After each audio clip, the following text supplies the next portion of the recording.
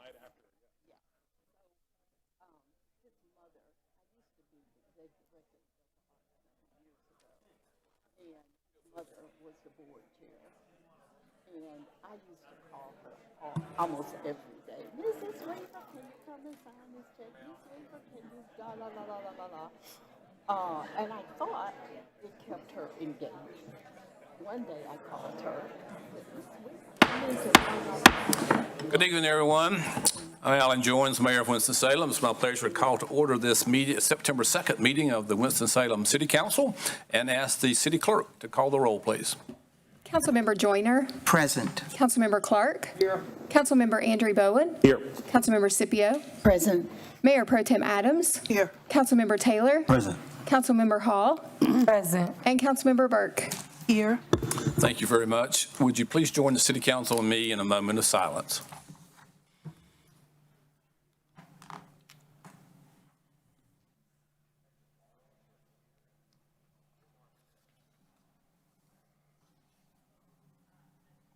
Thank you. And would you join the city council and me in the Pledge of Allegiance?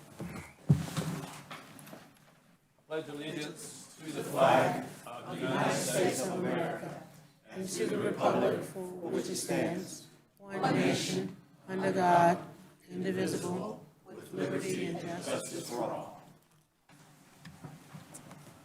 Thank you very much. Our Sergeant at Arms tonight is Lieutenant Chu. Lieutenant, thank you for being with us. And our Fire Marshal tonight is Chaz Browning. Excuse me. Thank you for being with us as well. Council members, just as a point of order, before we get started, we will be voting with voice votes tonight because our electronic voting system is on the fritz a little bit. So I'll turn the meeting now over to the city manager for his update.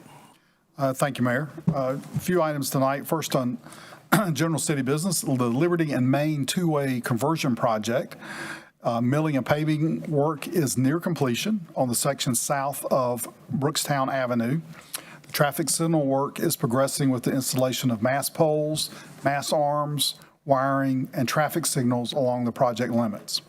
The milling and paving of Liberty Street, Main Street, and a portion of 3rd Street in the downtown area of the project is tentatively scheduled to start in late August. I know I'll be glad to see that happen, but it does look very nice over around the Brookstown area right now if you get a chance to go by and look at that. A couple of events that are going on to make sure you and the public are aware of. The Planning and Development Services Department will be hosting a series of public input sessions as a part of our effort to update the current housing ordinance. Throughout the development of the Forward 2045 Comprehensive Plan, residents voiced concerns about the rising costs and diminishing availability of housing in Winston-Salem and Forsyth County. One of the key elements of the regulation of housing supply and choice is the Unified Development Ordinance, or UDO, which determines the type and quality of housing allowed in our community. Making changes to the UDO is one of the most effective ways to address the community's housing challenges, but public input is needed to better understand what changes to prioritize and the extent to which changes should be made. The public is invited to attend one of the remaining public information sessions on September 3rd and 4th, and the meeting details can be found on the city's homepage calendar. The Winston-Salem Area 2050 Metropolitan Transportation Plan public input meeting is going to be held on Thursday, September 4th from 5:30 to 7 at the Forsyth County Central Library at 660 West 5th Street. It was an opportunity to seek the public's input on the Metropolitan Transportation Plan, or the MTP. The Winston-Salem Area Transportation Planning Organization, we have alphabet soup when we're talking about transportation, their TPO, is analyzing the area's transportation needs through the fiscal year 2050. The MTP considers all modes of transportation, including motor vehicles, public transportation, bicycles, walking, freight and goods movement, and air travel. The 2050 MTP is an analysis of the region's transportation system so the TPO can determine the area's transportation needs. These needs have been matched with recommended transportation projects, which went through a prioritization process for funding. The result is a comprehensive blueprint for effective transportation decision-making and investment. That's a lot of words. We hope people will come out on the 4th to provide input into our Metropolitan Transportation Plan. This Thursday, September 4th, from 8 a.m. to noon, the police department will be hosting coffee, and in this case, cheesecake with the cops at Cheesecake by Alex, located at 625 North Trade Street. So if you got a sweet tooth, that's a great place to come. The International Village will be coming up soon, so experience the sights, sounds, and flavors of Winston-Salem's International Flair and Fair on Saturday, September 6th from noon to 5 p.m. This will be held at Winston Square Park, 310 Marshall Street. And all these informational events are on our website if they didn't catch all that information. A couple of recognitions of staff I wanted to make as well tonight.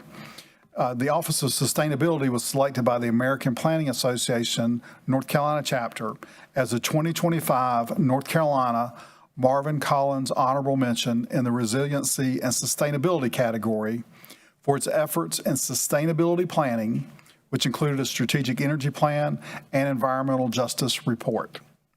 These awards recognizes the places, people, and projects that represent the highest standards of achievement in the North Carolina planning community. Awards are presented annually at their fall conference. So congratulations to the Office of Sustainability for those. Also, I want to recognize some staff members who participated in the National League of Cities Professional Development Academy this past summer.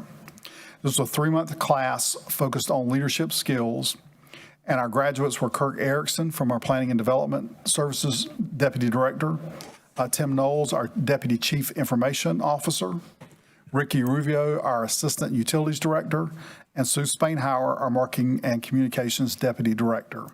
So we appreciate all of their efforts to attend that and to graduate from that program. And then finally, in the police department, the North Carolina Gang Investigators Association, which is an organization of law enforcement and criminal justice professionals dedicated to the prevention of gang-related activity across the state, hosted its annual conference in August at the Benton Convention Center right here in Winston-Salem. At the awards banquet, several of our officers and units were recognized for their dedication and outstanding work. Special Achievement Awards went to Master Police Officer J.G. Teague and Police Officer 2 J.M. Rays. Gang Unit of the Year was the Winston-Salem Police Department Gang Unit and Gun Crime Reduction Unit. And the Jeremiah Goodson Award went to Officer L.T. Alderman. So congratulations to all of our police officers for the excellent work that they continue to do, and particularly the Gang Task Force Unit in this case. And with that, we'll stand ready to answer Any questions for City Manager Pate? Good, thank you, Mr. Pate.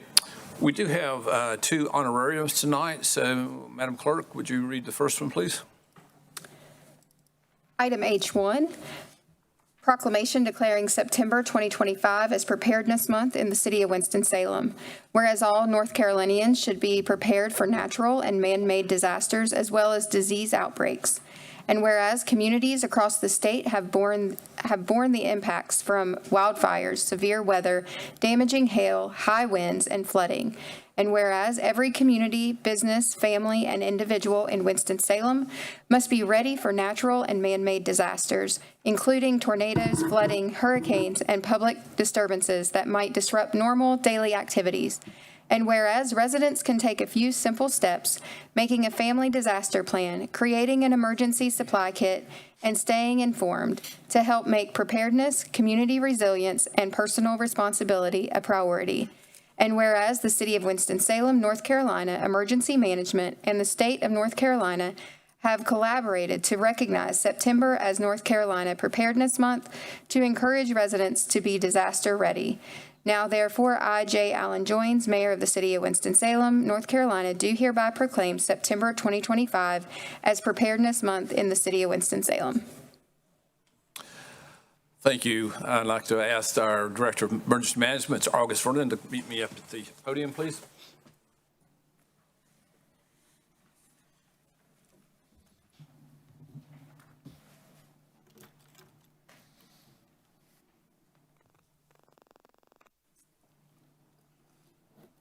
Mr. Vernon, we were just chatting about you earlier today. It was all good. Basically saying what a busy guy you've been over the past several years with hurricanes and tornadoes and pandemics and the whole bit there. So we are very grateful for everything you do for our community, and thank you for continuing to keep us reminded of the importance of emergency management and preparedness for it. So happy to present this to you, and if you'd like to say a word too, happy to. Thank you, Mr. Mayor. Thank you, Mr. Mayor, Mayor Pro Tems, and members of the council. Just very briefly, Winston-Salem is certainly vulnerable to a wide variety of natural and man-made hazards and disasters that can impact our communities, and we've certainly been dealing with some of those the past few years. So one of the things out of this proclamation, which helps us get the message out to our community, is that we just want businesses and residents to prepare for any potential disaster by looking at their emergency plans, building kits, and preparing on what we call blue sky days. So really our goal with this is to minimize the impact of emergencies and disasters on people and property within our community. So this entire month, you will see a lot of information coming out through social media, a lot of different platforms, through our local media and other means to talk about the importance of preparedness. So thank you very much. Thank you, Mr. Vernon.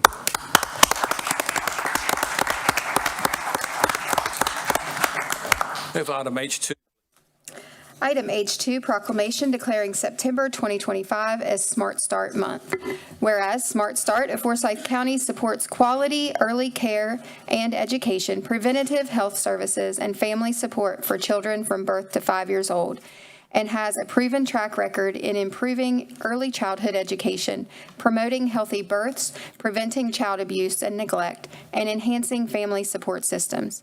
And whereas Smart Start of Forsyth County coordinates services, raises awareness, and creates collective impact for children and families, generating systemic changes to ensure the comprehensive well-being of our county's youngest citizens. And whereas Smart Start of Forsyth County is committed to promoting equity through ensuring all children, especially those historically denied access, can benefit from the resources and opportunities they need to succeed. And whereas Smart Start of Forsyth County recognizes and supports early childhood teachers and providers as the essential workforce behind the workforce and the important role they play in helping children and families thrive in and enhancing North Carolina's economy. And whereas Smart Start of Forsyth County helps to provide critical infrastructure for the early childhood system through collaboration and partnership with state and federal agencies and other nonprofits, bridging service gaps and providing needed administration to statewide programs. And whereas the City of Winston-Salem appreciates Smart Start of Forsyth County's efforts and their continued investment in the high-quality early childhood initiatives, which yield substantial long-term benefits for children, families, and society through increased educational attainment, higher earnings, reduced crime, and better health outcomes.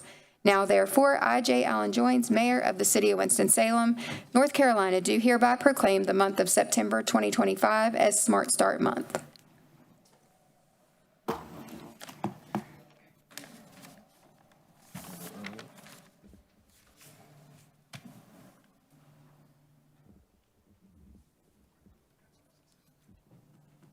Dr. Finney, you beat me to the podium. That's a good thing. So on behalf of the City of Winston-Salem City Council, it's my pleasure to present this proclamation to you honoring Smart Start Month here in Winston-Salem, and to thank you and your organization for everything you do for the young people of our community and for all of our communities. Thank you, Dr. Finney. If you'd like to say a word. Good evening, everyone. I want to begin by thanking the City Council, our elected officials, the community leaders for joining us to celebrate Smart Start Month. This proclamation is more than just words on paper. It's a testament of our community's belief that investing in young children is a foundation for a stronger, more prosperous Winston-Salem. We've been in this community for more than 30 years, partnering with families, over 100 child care providers, the public schools, the faith-based communities, just to ensure that every child in this community from birth to 5 has the resources that they need.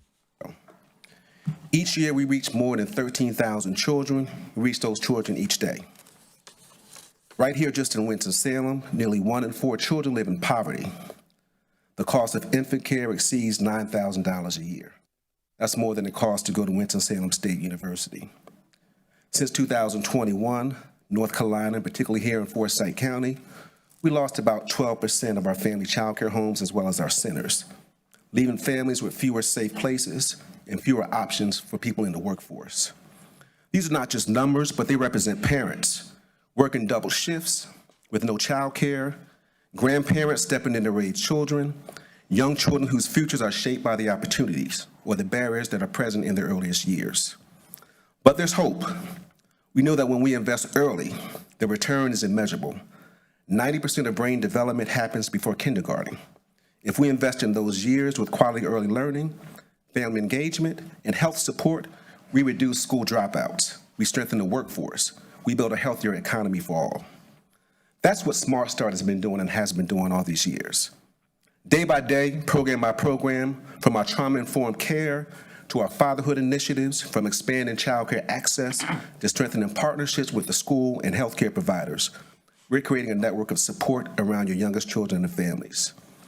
Today's proclamation is not just a celebration, it's a call to action for all of you. To our elected officials, your advocacy and investment make this possible. To our community members and faith leaders, your voices, your partnership turns our vision into reality. And to our families, you are the reason why we're here. I'm a man of faith, and Scripture reminds us that in Proverbs 22:6, train up a child in the way that he should go, and when he is old, he will not depart from it. This is not only wisdom, but this is a charge. As we as a community, we grow, we give our children the strong start they deserve. We are planting seeds that will bear fruit for generations to grow in Winston-Salem. So let's leave here today inspired by this proclamation, but also recommitted to the work ahead. Winston-Salem's future is in the hands of the children that we work with, and through Smart Start together, we can ensure that the future is bright, strong, and full of promise. Thank you, everybody. Thank you, Dr. Finney.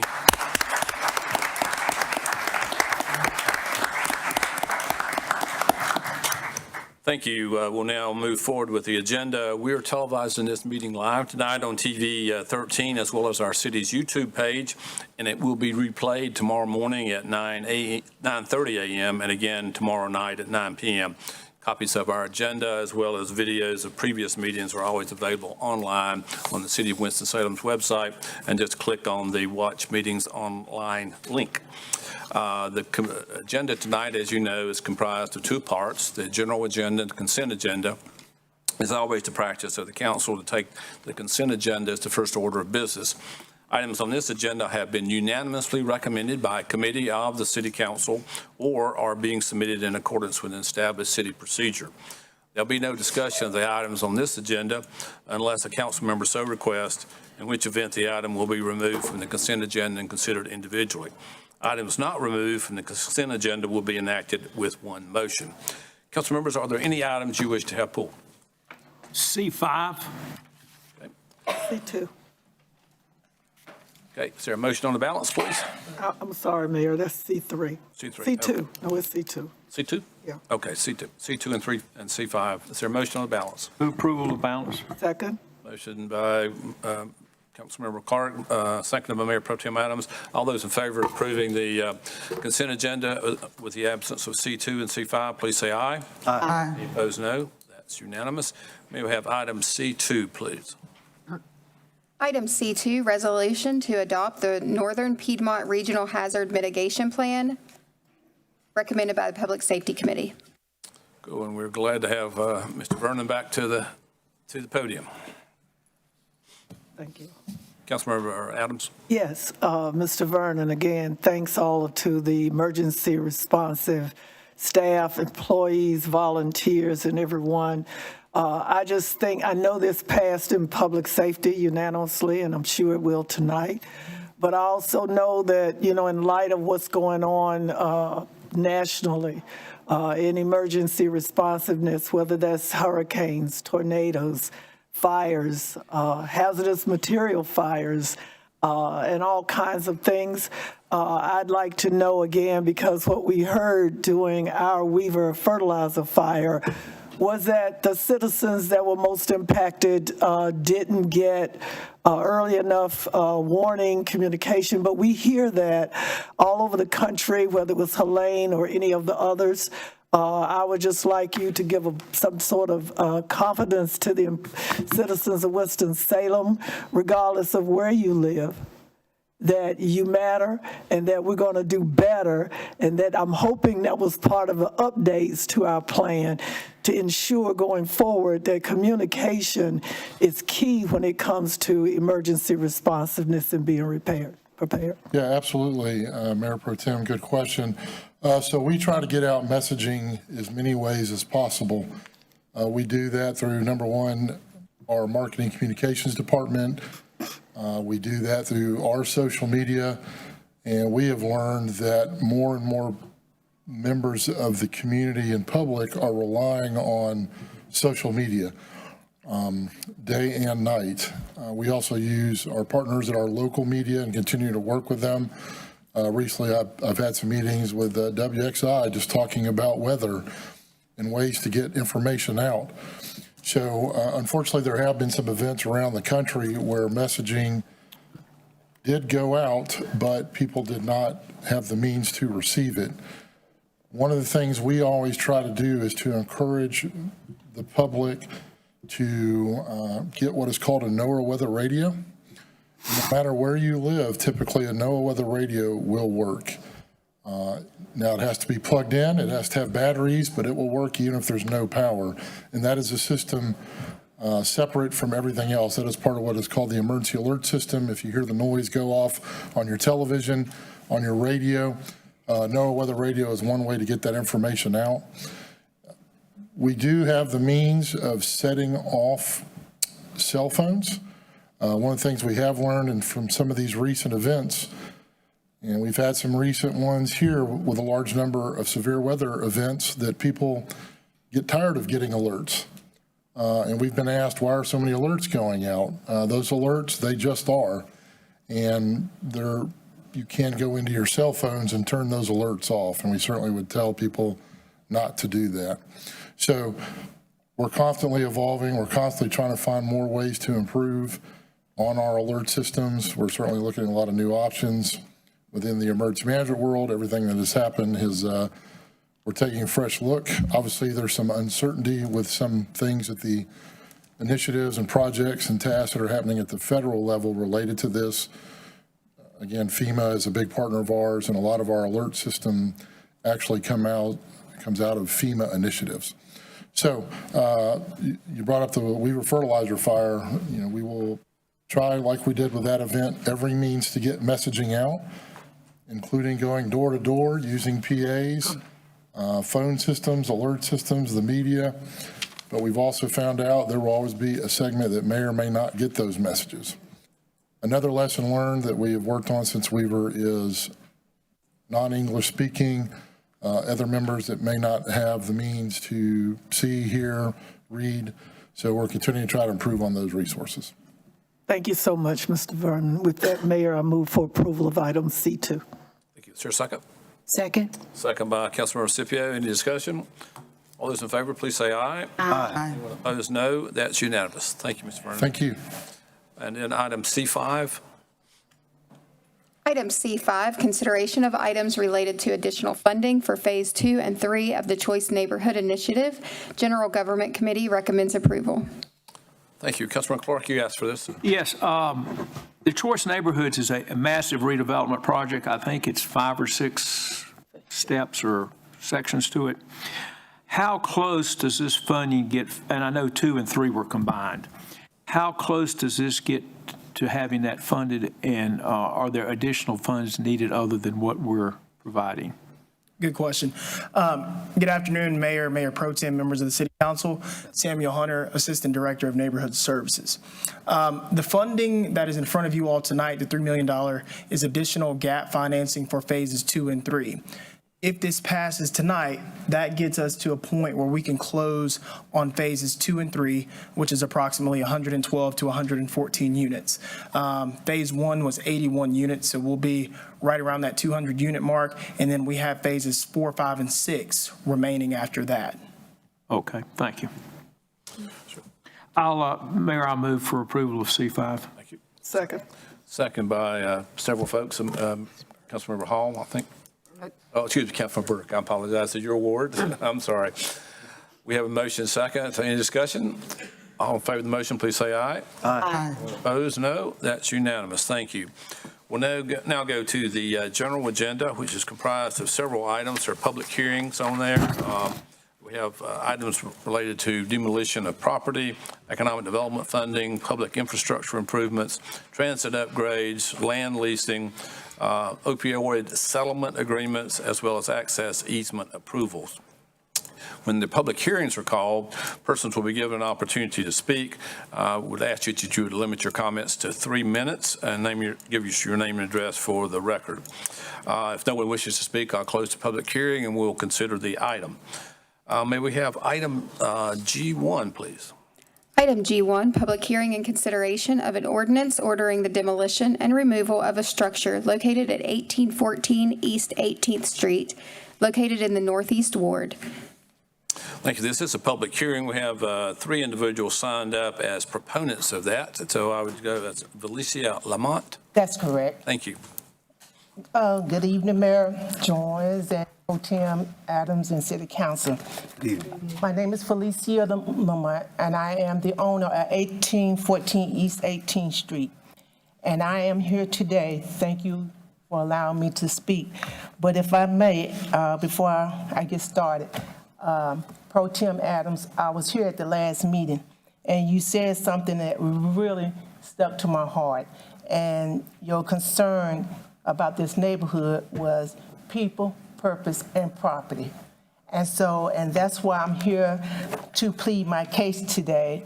I know that it's taken me a while to do what I need to do, making the repairs. But as I stand here, I feel good because I would be a first-time homeowner. Plus, I purchased this land property from my father, who's passed, and my stepmom. Plus, I paid cash. So I feel good about being able to go and purchase a home. And what I have here today, since I don't have much time, I have a folder with receipts that we have, myself and my fiance, Mr. Williams, have been diligent working on this home.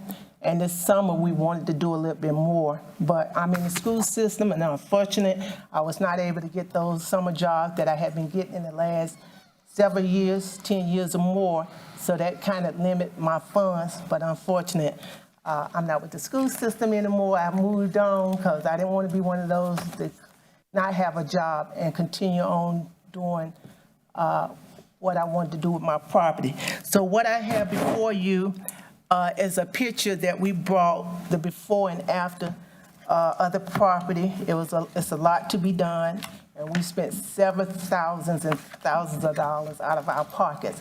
And again, like I said, I wanted to do more. If y'all would like to see the picture, that's here, the before and after. And plus, we have the receipts that with the work, and we'll have a contractor that we are working with, Mr. Evans, that will help us to go along with this project.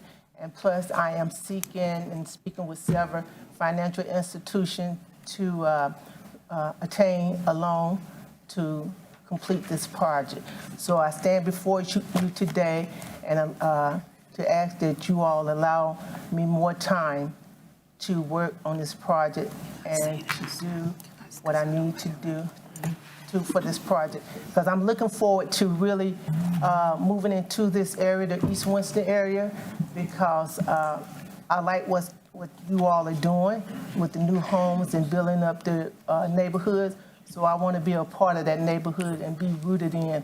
And plus, I have kids and grandkids. Thank you, Ms. Lamont. Your 3 minutes is out there. Thank you very much. Thank you. All right. Thank y'all for allowing me to speak today. Thank you. Benny Williams. That's you say a ditto, right? Okay. Jane Daughtery, I think it is.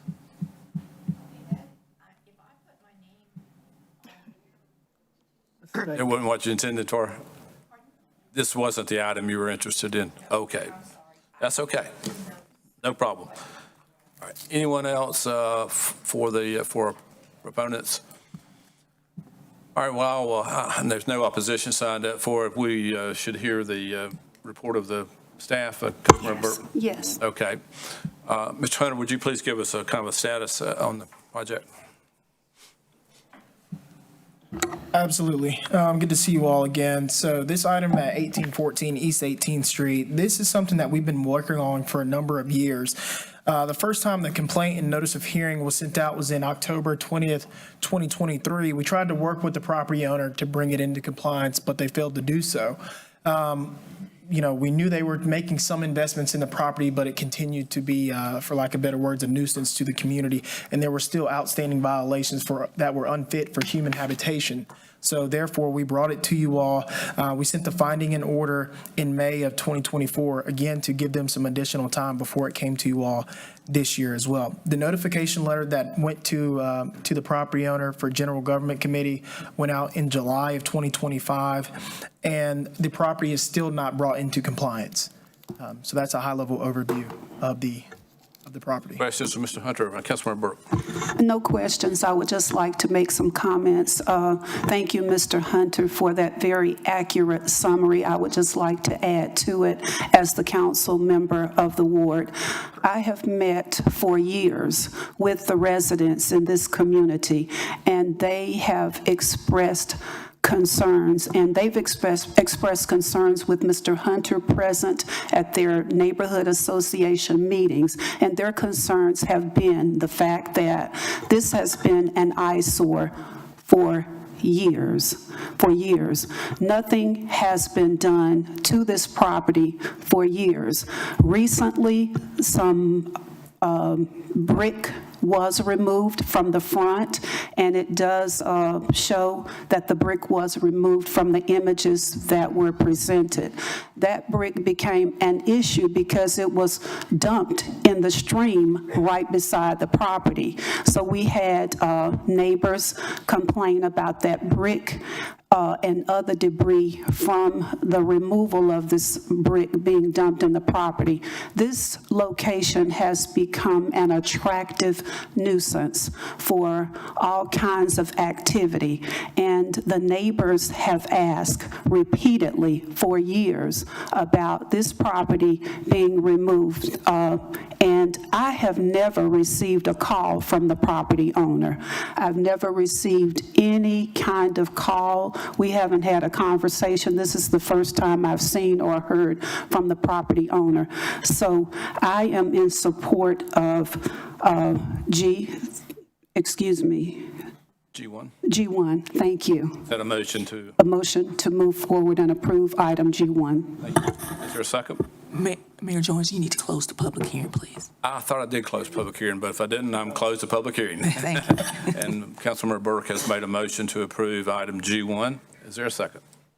Second. Second by Councilmember Clark. Any further discussion? Mayor Pro Tem Adams. Yes, thank you. The council member has realistic concerns, and most of us that live in neighborhoods that properties have somehow, again, whether it's air property, is tied up in liens in the courts, it also puts the families in a very precarious situation as well. I know where this house is. I'm sure Councilmember Burke knows where it is. I'm sure Councilmember Scipio knows where it is. The problem is, or Mr.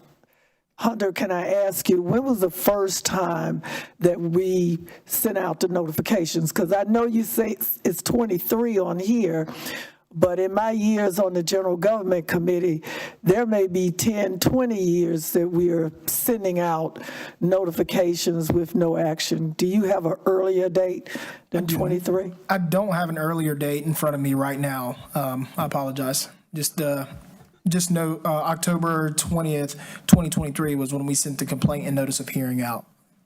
Okay. I am going to, again, say to property owners or anyone, The days of property just sitting idle in some neighborhoods is just not going to be anymore. That not only will the citizens that live in the neighborhood rise up, but they will expect their elected officials and the town ordinances to do something for these properties that they have to look at every day. With that, I will be supporting the will of the council member in the ward. Okay, thank you, Councilmember Scipio, and then Councilmember Joyner. Yes, thank you, Mr. Mayor. Mr. Hunter, if we approve this demolition, the owners can still make improvements on the property, correct, to bring it up to code? Yes, ma'am, that is correct. They have 90 days from the final action date. To bring it up to code? Yes, ma'am. 90 days is 3 months. Yes, ma'am. And is that reasonable for the homeowner? That's reasonable? Yes, thank you again. It's reasonable, but if I can, I'm just getting starting a new job, a new position. So I am trying to, like I said, I'm in another school, Winston-Salem Christian School, that I'm just starting. So as far as me getting paid, I'm trying to get my pay, because being out 2 months with the school system, I'm just getting started. So if, 3 months, but if I allow a little more time, we can definitely bring the code up. It's just giving a little bit more time being starting a new job. I'm really in favor of not demolishing going forward at this time. Because I do know that people have situations and circumstances with family property. I believe in preservation of property, not demolishing it. And if we can, I would be more inclined, Councilmember Burke, to extend it until a later date so that they can have a little more time. I just know that I would not put pressure on them to do that. They're showing a good faith effort to bring it up to standard. So my position is not to go forward at this time. Thank you. Okay, I'm going to recognize Councilor Burton, and I'll come right back to you. Go ahead, Councilor Burton. Thank you, Mayor. Although the case summary only indicates October 2023, I can tell you that this property has been vacant for at least a decade, maybe even more.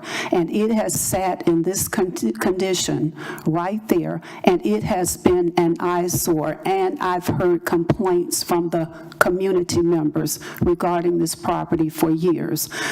If we did the research, I'm sure that we could pull where code violations were sent to this property, but it has been vacant and in this condition for years. So this is not new.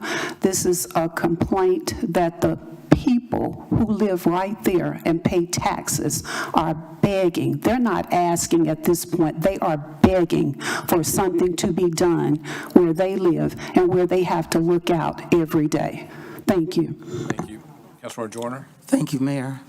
To the homeowner, when did you Purchase this property? Yeah, I've just had this property a little more than 3 years, and prior to that, my stepmom and my father actually lived in that house, so it hadn't been vacant, I don't know what you call years, but I just purchased this property a little more than maybe 3 years ago from them, and prior to that, they were living in it. My father was living in there until they moved out maybe about a year or two, so it had not been vacant. My father was living in that home. understood? And I just had a little. Understood. Thank you.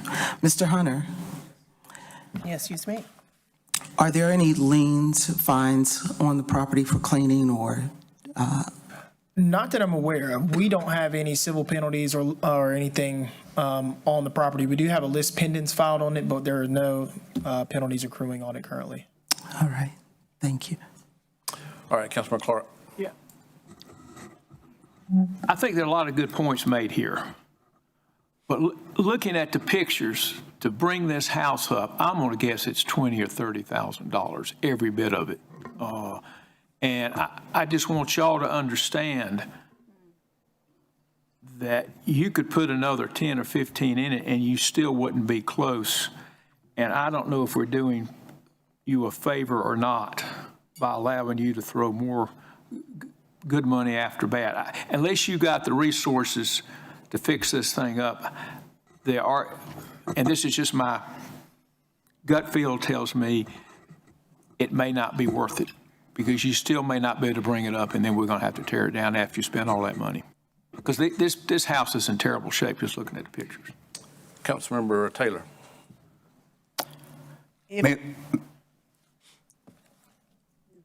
Ma'am, we're not really going. Thank you, Ms. Powell. Councilmember Taylor. Mayor, members of the council, I wonder if the council member of the area would consider an alternate approach. I think I may have heard the property owner say that she perhaps could do it in 3 months, and she might need a little bit more time. What if we delayed this item for 30 days? That'll give her 1 additional month, which would total 4 months to be able to get it done. I think that would also show respect to her and her family, and also show respect to the neighborhood who wants to see some changes. I wonder if the council member would consider that. Councilmember Burke. Speaking on behalf of the constituents who live in that area and how strongly they have voiced their concern about this property remaining in the condition in that community, I would have to say thank you, but no thank you. All right, we do have a motion and a second on the floor to approve this demolition item. All those in favor of the motion, please indicate by saying aye. Aye. I see your hands, please. 1, 2, 3, 4, 5. And all those opposed? 1, 2, 3 opposed. So the motion passes, 5 in favor, 3 opposed. Thank you. Item G2.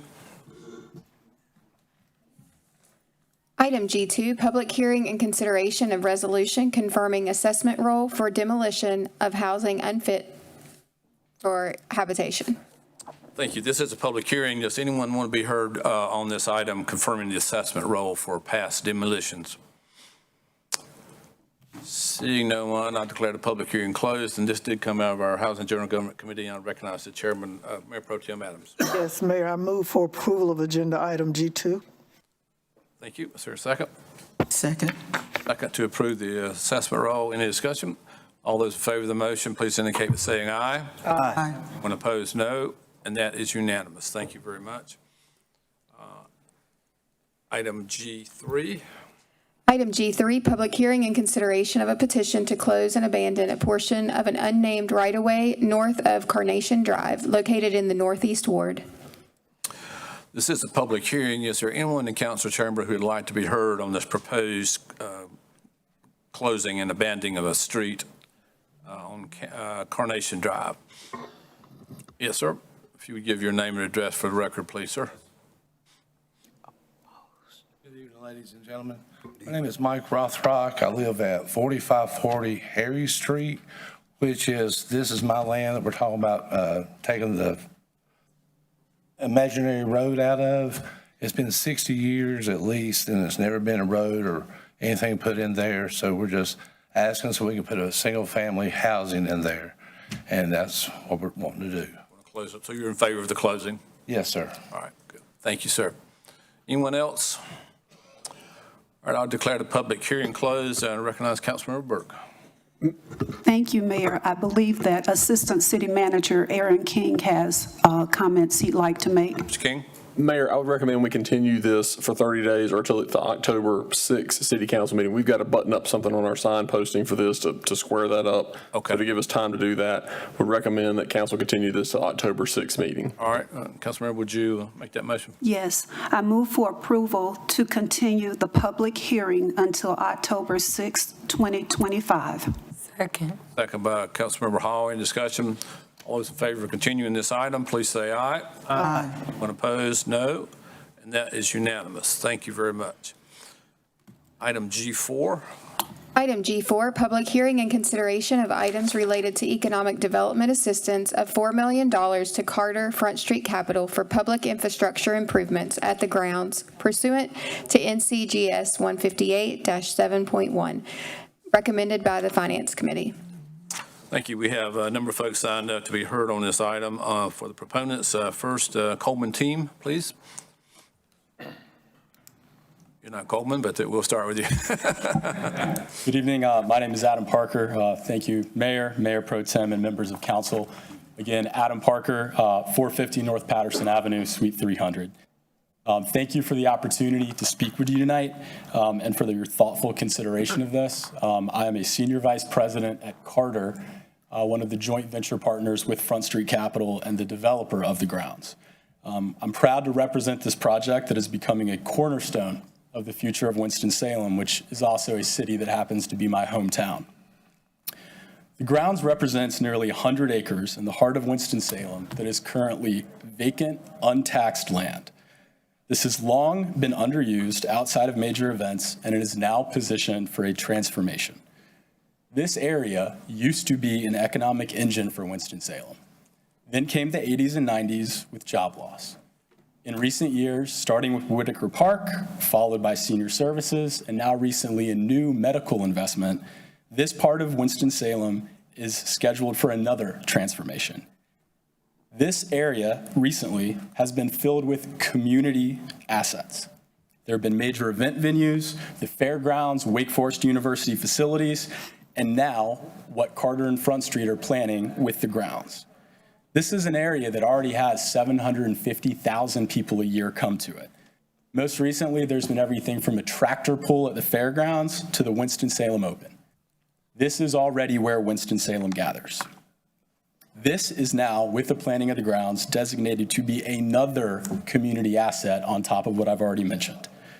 An area that is walkable, green, accessible, pedestrian-friendly, and integrated with public space, retail, office, and entertainment. The requested $4 million allocation from the city allocates essential infrastructure: roads, utilities, greenways, pedestrian safety, and connectivity. These are not items that can be picked up and sold and walked away.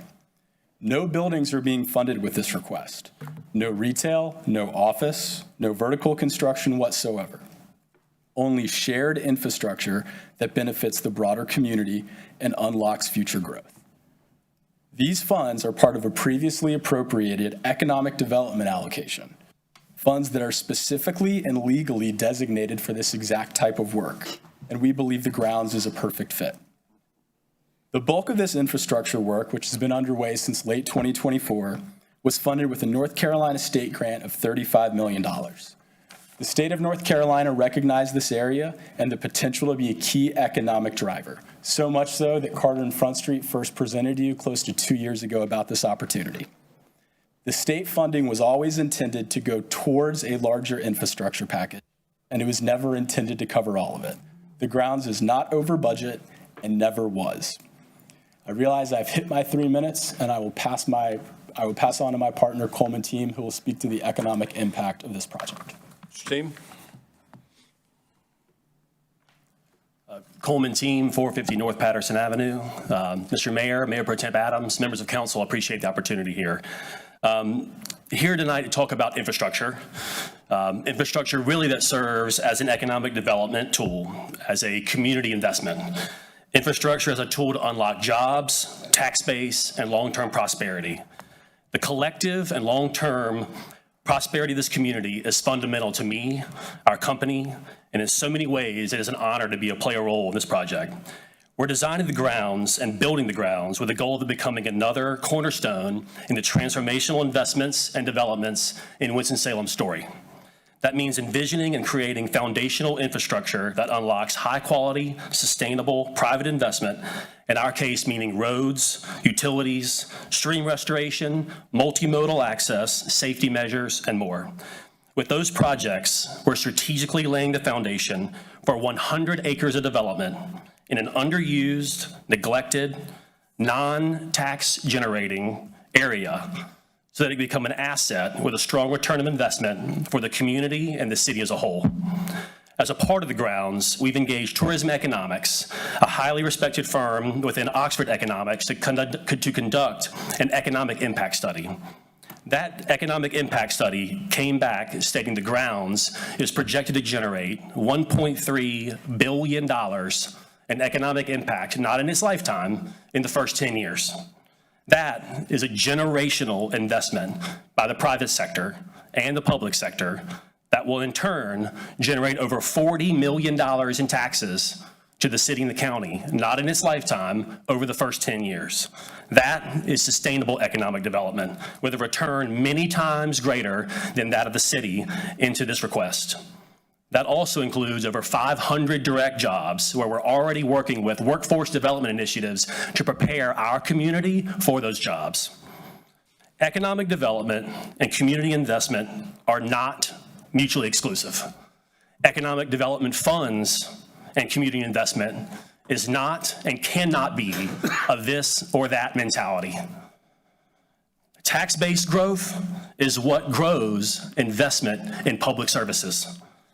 This tax revenue, along with the continued public-private partnerships we're so proud to be a part of, will enable us as a community to support and grow critical public good, such as housing, education, safety, investments in downtown, and many more. We're very excited to say that we're already partnering with the city to identify a specific parcel for the future of affordable housing as a part of the Broader Grounds Initiative. This kind of shared economic and community investment is how we, as a community, will be even prouder of the grounds, making it a catalyst for growth and prosperity in its 100 acres, in its neighboring areas, and to our entire Winston-Salem community. We appreciate the opportunity to speak tonight. Thank you, Mr. Team. Calvin McCray.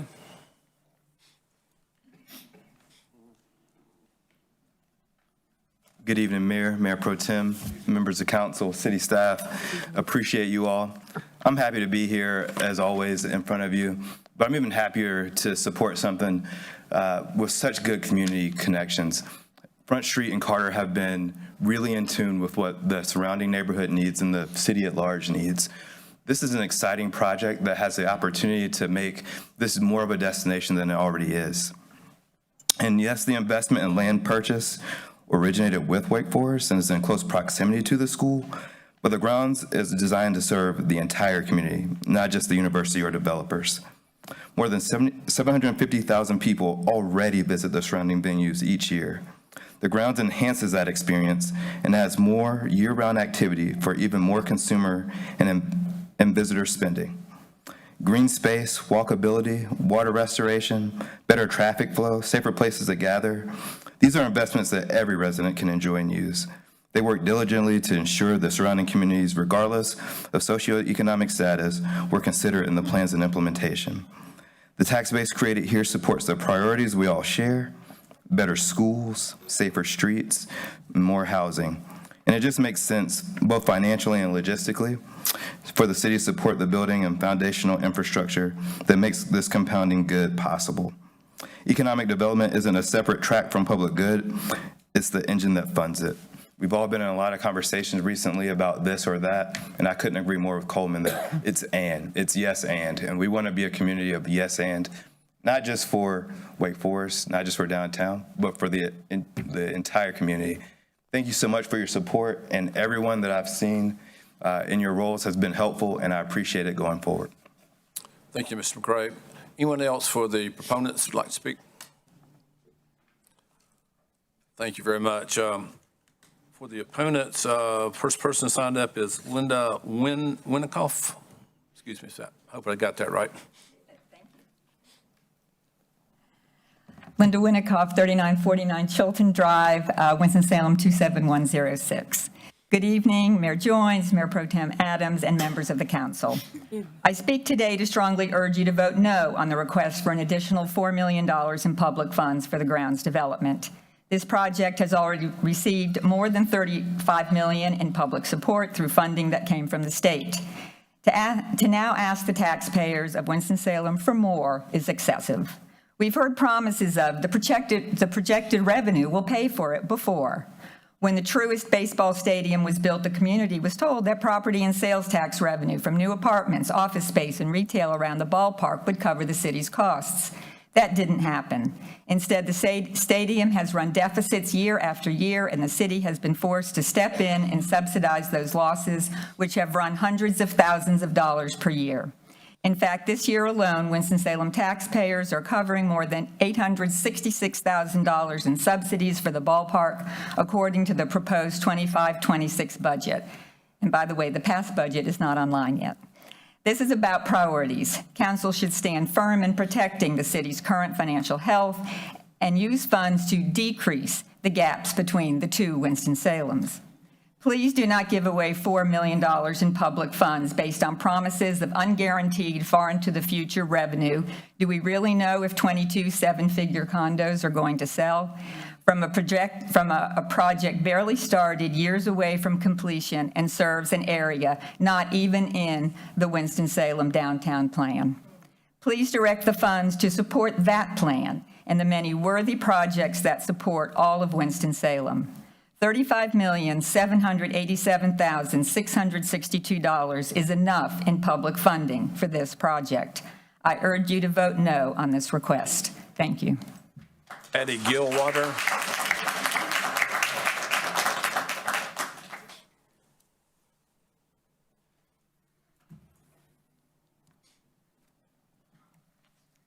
Good evening, Mayor Joins, Pro Tem Mayor Adams, and the rest of the council. Thank you so much for the opportunity to speak. As I think you've guessed by now, I'm also here to urge you not to pass this proposal to provide an additional $4 million to the developers, as Linda has already described what's been provided in the last couple of years. This development is definitely going to bring new life to a section of our community, and it'll be nice. I'll probably go eat there. What it's not going to do is bring new visitors. You know, the amphitheater is designed to bring new visitors to our community.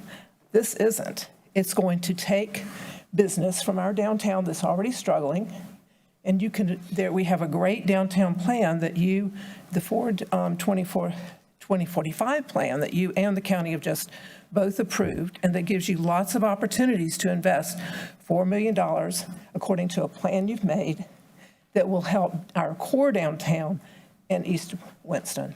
That is where the money should be going. We're not growing jobs here. We're not getting the new businesses that are coming to our neighbors. And now with our challenges that we're having in our community with the negative, realistically negative things that are being said and that we're living with our school system situation, we're not going to now attract those families that we probably would have attracted in these next couple of years, because they're not going to want to come here and bring their kids. We need to really, really make downtown shine again. It was on its way before COVID. It can do it again. $4 million would go a long way to doing that. Thank you. Thank you. Vivian Perez Chandler, please.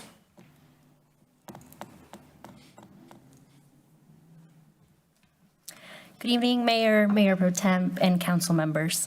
My name is Vivian Perez Chandler, and although I live at 1000 Brook Hill Park Drive, Rural Hall, North Carolina, I've worked and shopped in Winston-Salem for 23 years, and I'm an active volunteer in the city. I'm speaking today regarding the grounds infrastructure funding request, but I believe this decision connects to broader questions about our city's development priorities and who gets consulted in these processes. While I appreciate the economic projections for the grounds project, I'm concerned about the pattern of public investment we're establishing. This request asks for $4 million in city funding to be matched by the county for infrastructure supporting entertainment and tourism development. The proposal misses repayments through new tax revenue in just over 4 years, but we've heard similar promises before. This request comes at the same time we're considering the downtown amphitheater proposal, which would lease prime city land for $1 a month for private developers. Both projects represent entertainment-led development that primarily benefits business interests and visitors, while our most pressing community needs remain unaddressed. We have a housing crisis requiring 10,000 units for families under the 30% area median income. That's 30,000 for a family of 4. Meanwhile, we're investing millions in entertainment infrastructure while existing public amenities remain underutilized. We have Winston Squares Park, forgotten amphitheater, just 0.4 miles away, 2-minute walk, proposed from the downtown venue, the amphitheater. Plus, we have Bailey Park, Corpening Plaza, and Marshall Park, which in 2014, there was a $3 million bond towards it. And let's not forget about Triad Park's 3,000-seat amphitheater, only 24 minutes away. The planning process for both the grounds and the amphitheater has extensively consulted business stakeholders, merchants, and developers, but has largely excluded residents from most affected by these decisions, particularly those in public housing who face displacement pressures from amenity-driven development. Instead of continuing this pattern of entertainment-focused investment, we could pursue resident-centered development. That $4 million could support high-density affordable housing, rehab of abandoned properties, or infrastructure improvements in underserved neighborhoods. Public land and public investment should serve public needs, not subsidize private profit.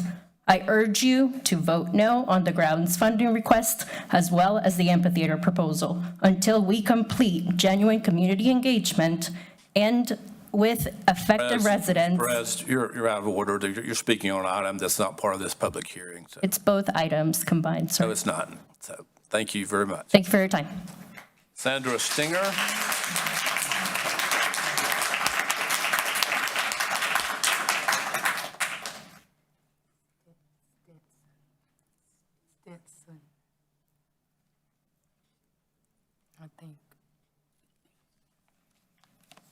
Sandra Stinson, 1306 Kendall Street, Winston-Salem 27105. Good evening. Thank you for this opportunity to speak on behalf of the residents of Boston Thurman.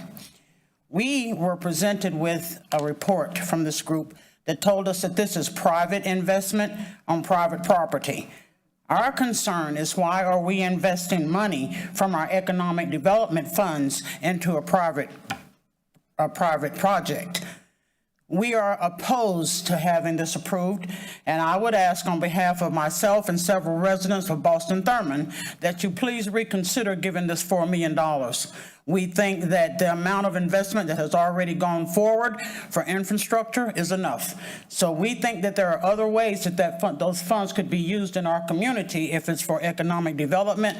We have a need for mixed income housing and other things in our community, Councilwoman, and we would like to see that $4 million in economic development stay there and come to the community. Thank you. Thank you.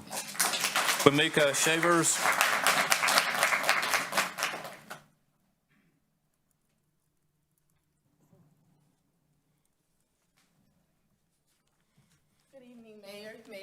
Members of the council, my name is Kwame Kia Shavers. My address is 3850 Heatherview Lane, and I'm grateful that you guys actually let the people who are putting this forward go first, because I was able to hear their pitch, and as a realtor, it was hilarious.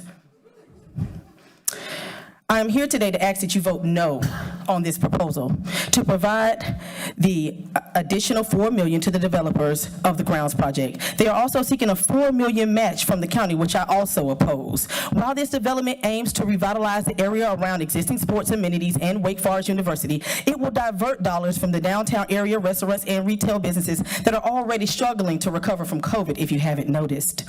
You and the county have approved the Forward 2045 plan, which outlines clear goals for economic development focused on our downtown, and these funds should be directed to support those goals. By the way, I thought y'all was broke. Having been born and raised here, I have yet to see significant economic development wins. Instead, we face several financial crises. Meanwhile, neighboring communities are attracting new employers and job growth.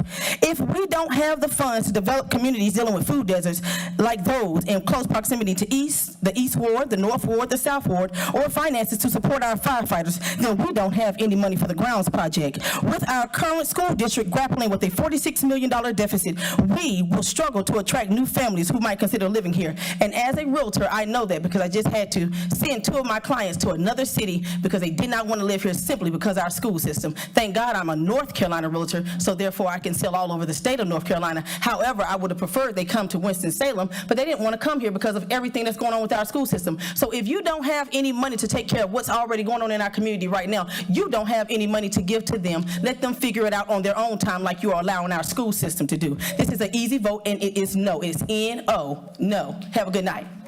Thank you.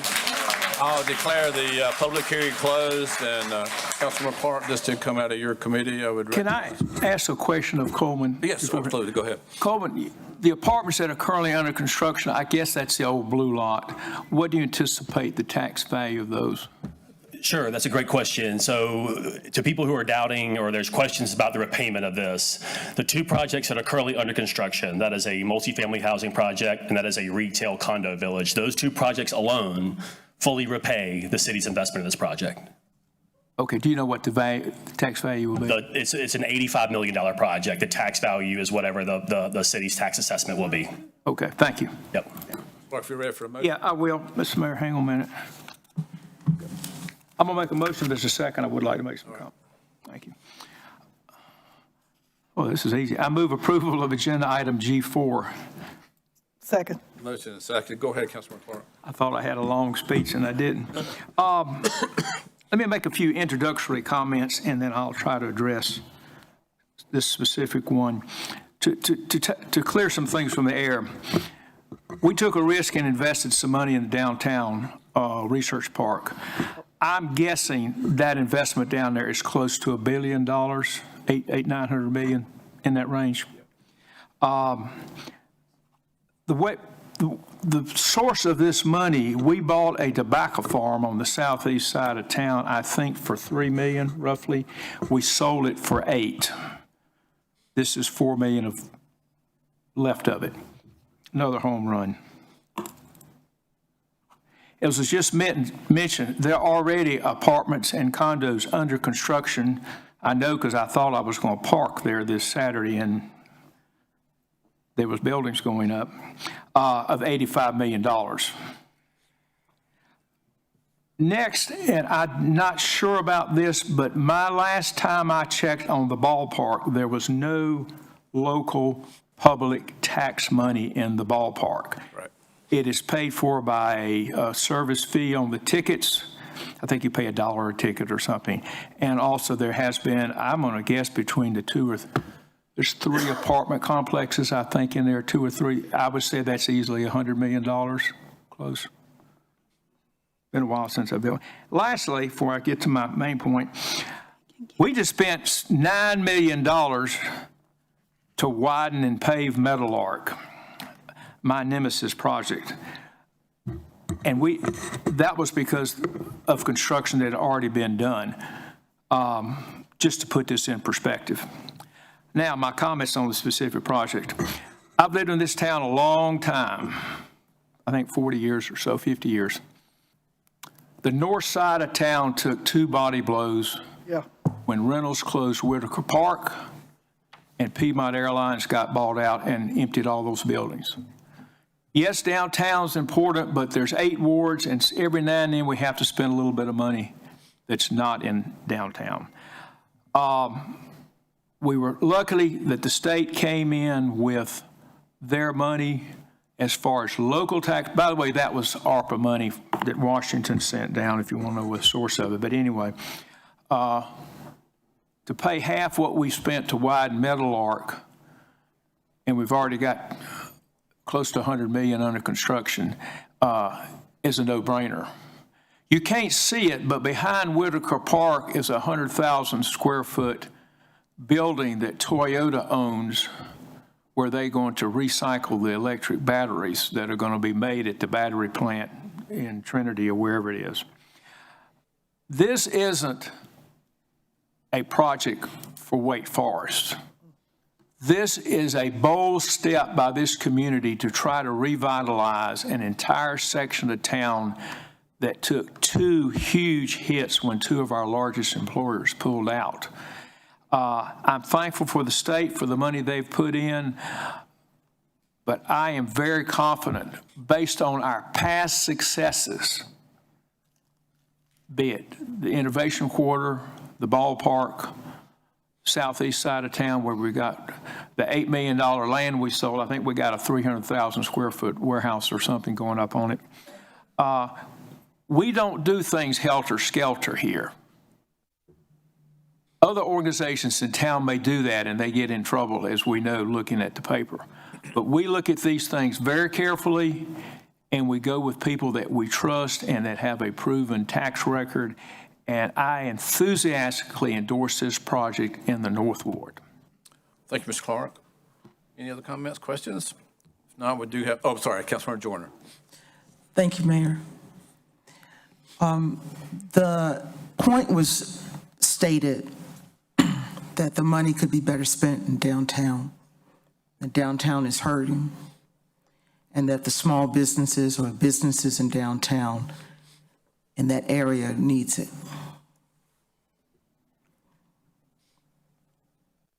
That's probably a true statement that downtown is hurting. In fact, I'll say it is a true statement.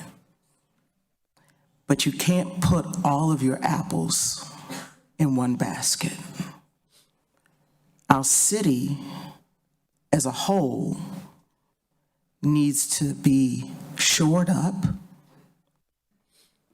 and prosper for tomorrow, inclusive of downtown.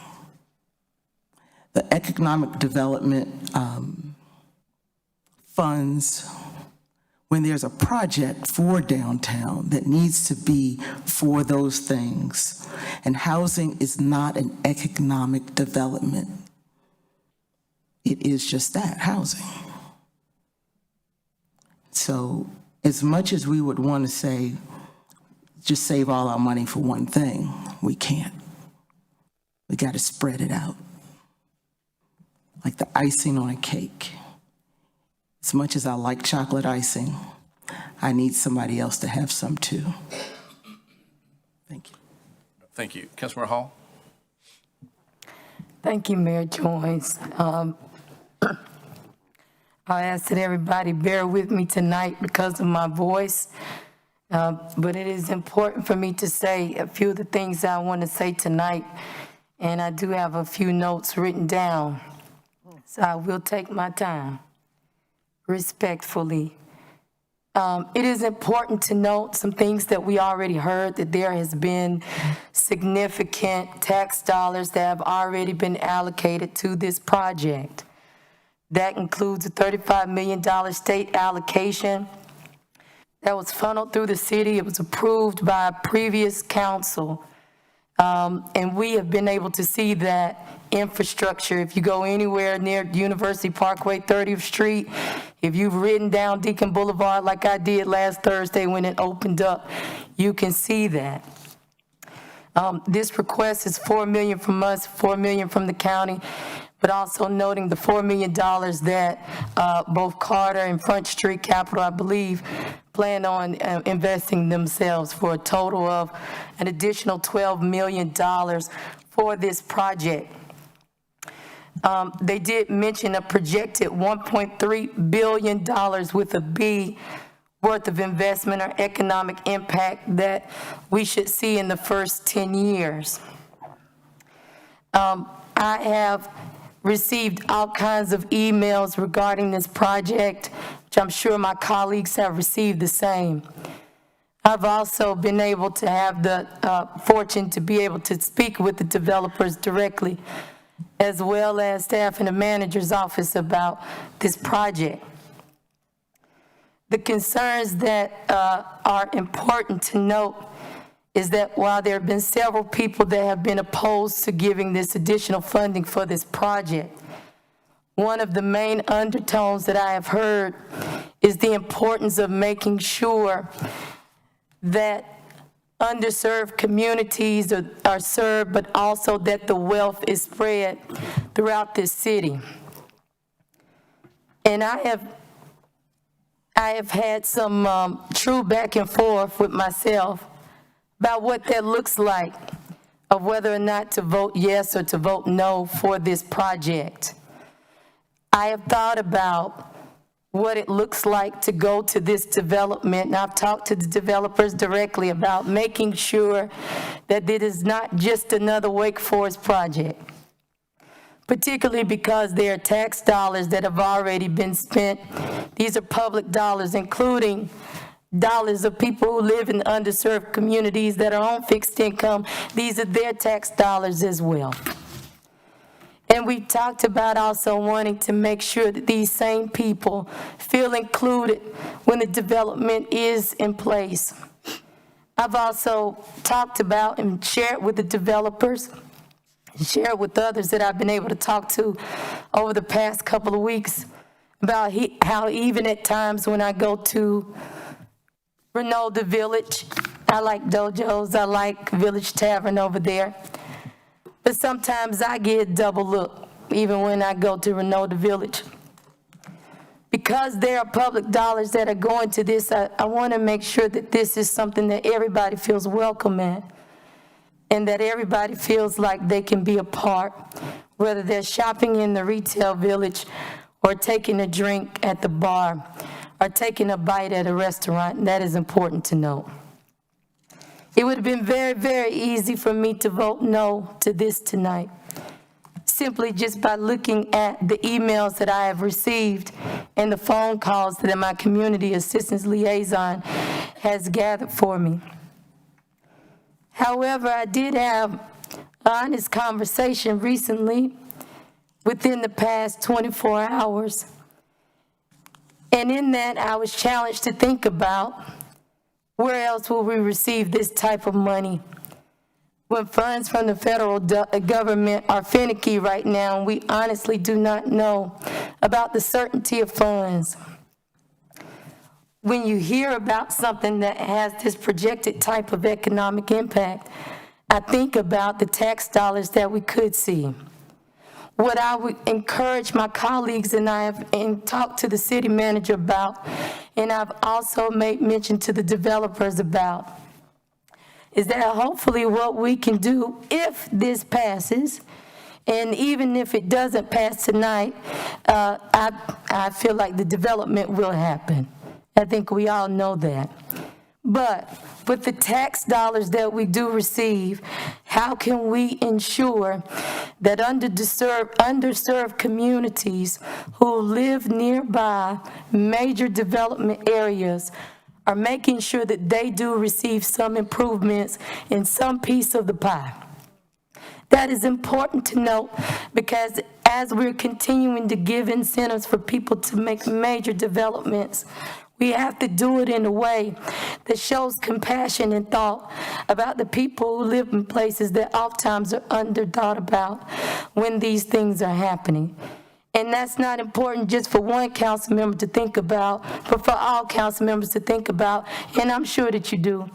But I am using this time tonight to make sure that it is put on record, and that we can all think about how we are looking at development when major development comes of this sort.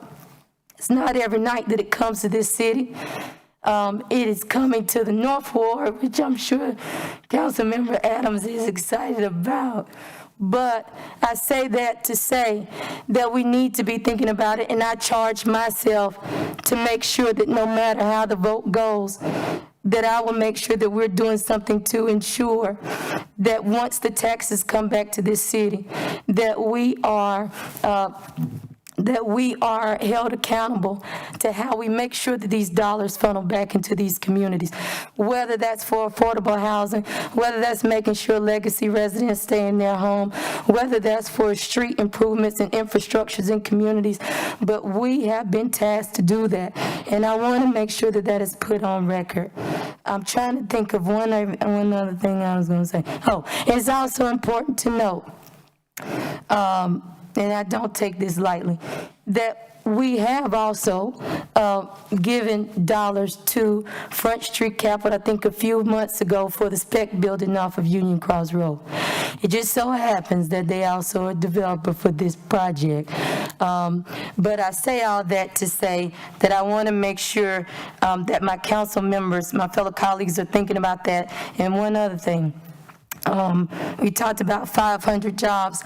I've also been able to talk to the developers about making sure that they cast a wide net for advertising jobs for this development, to make sure that it's not narrowly advertised, but widely advertised, particularly for the folks that live in the surrounding communities, to make sure they have an opportunity to take advantage of this.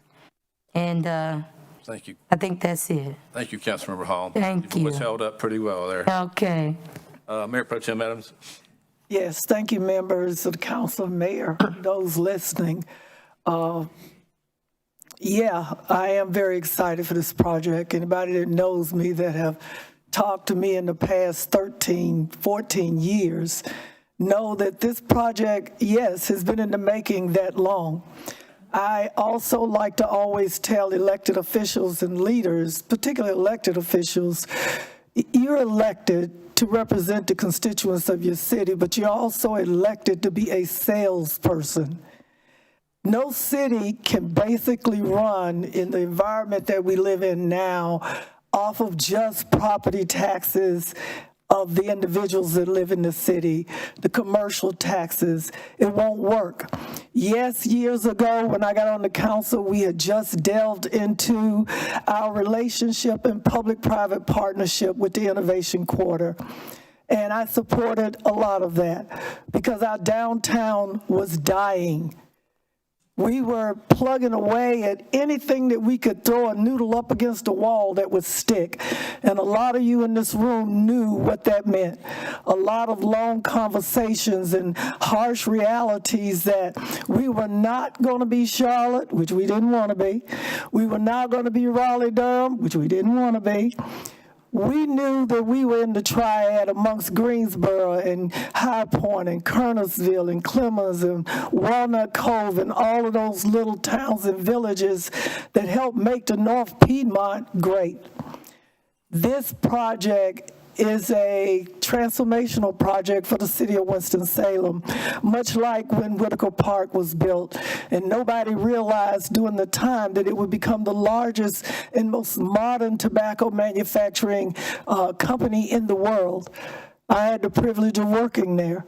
I had the privilege of working there when technology and engineering changed, just like what we're seeing now in the speed of a light. I remember operating a cigarette machine at Plant 97 and at a filter machine at Plant 64 that only could generate 500 cigarettes a minute. I remember when the Mark 10s were invested in at Whitaker Park, and we went from 500 cigarettes a minute to 10,000 cigarettes a minute. That meant training a new workforce. That meant retooling what your brand was, not just for Reynolds, but for the city of Winston-Salem. This project will allow us to think down the road for the future. And you all have heard me talk about the future. The future isn't sitting in this room. The future may not even be born yet. The future may be those children that Dr. Finney talked about with Smart Start, trying to get a leg up on their education. We need all of us to buy into all kinds of ideas. There is no one shoe fits all. Yes, we got some other things going on, but this is something that needs to happen for this city. Again, when you talk about $1.3 billion in total business sales, with over $37.7 million in state, $27.5 million in local taxes generated direct or indirect. I can tell you this, I worked 39 years in manufacturing, in business, in whatever part, the bottom line, the customer, always number one. If we're not able to generate people coming to this city, not just to work every day, but people to come for a day, a weekend, a holiday, graduation, family reunion, whatever it is.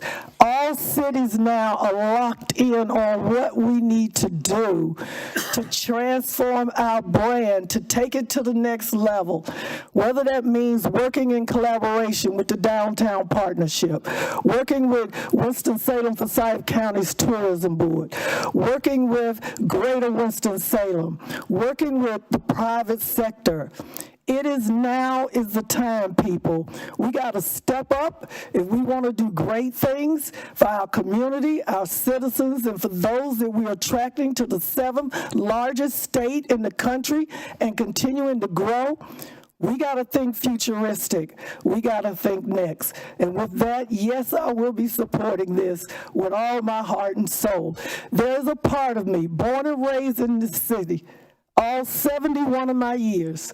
I've seen what we were, I've seen what we're trying to be, and I see also what we can become when we work together, whether that's for education, housing, better communities, safety, ensuring that the employees of the City of Winston-Salem are taken care of and appreciated. Hard decisions have to be made. But if you elected me not to make the hard decisions, you elected the wrong one, baby, because I'm not that girl. I will always make decisions with my city in mind, with my community in mind, and making it better. Providing better jobs, partnerships with those agencies and organizations that do our workforce development, Forsyth Tech, Winston-Salem State, Salem, and on and on.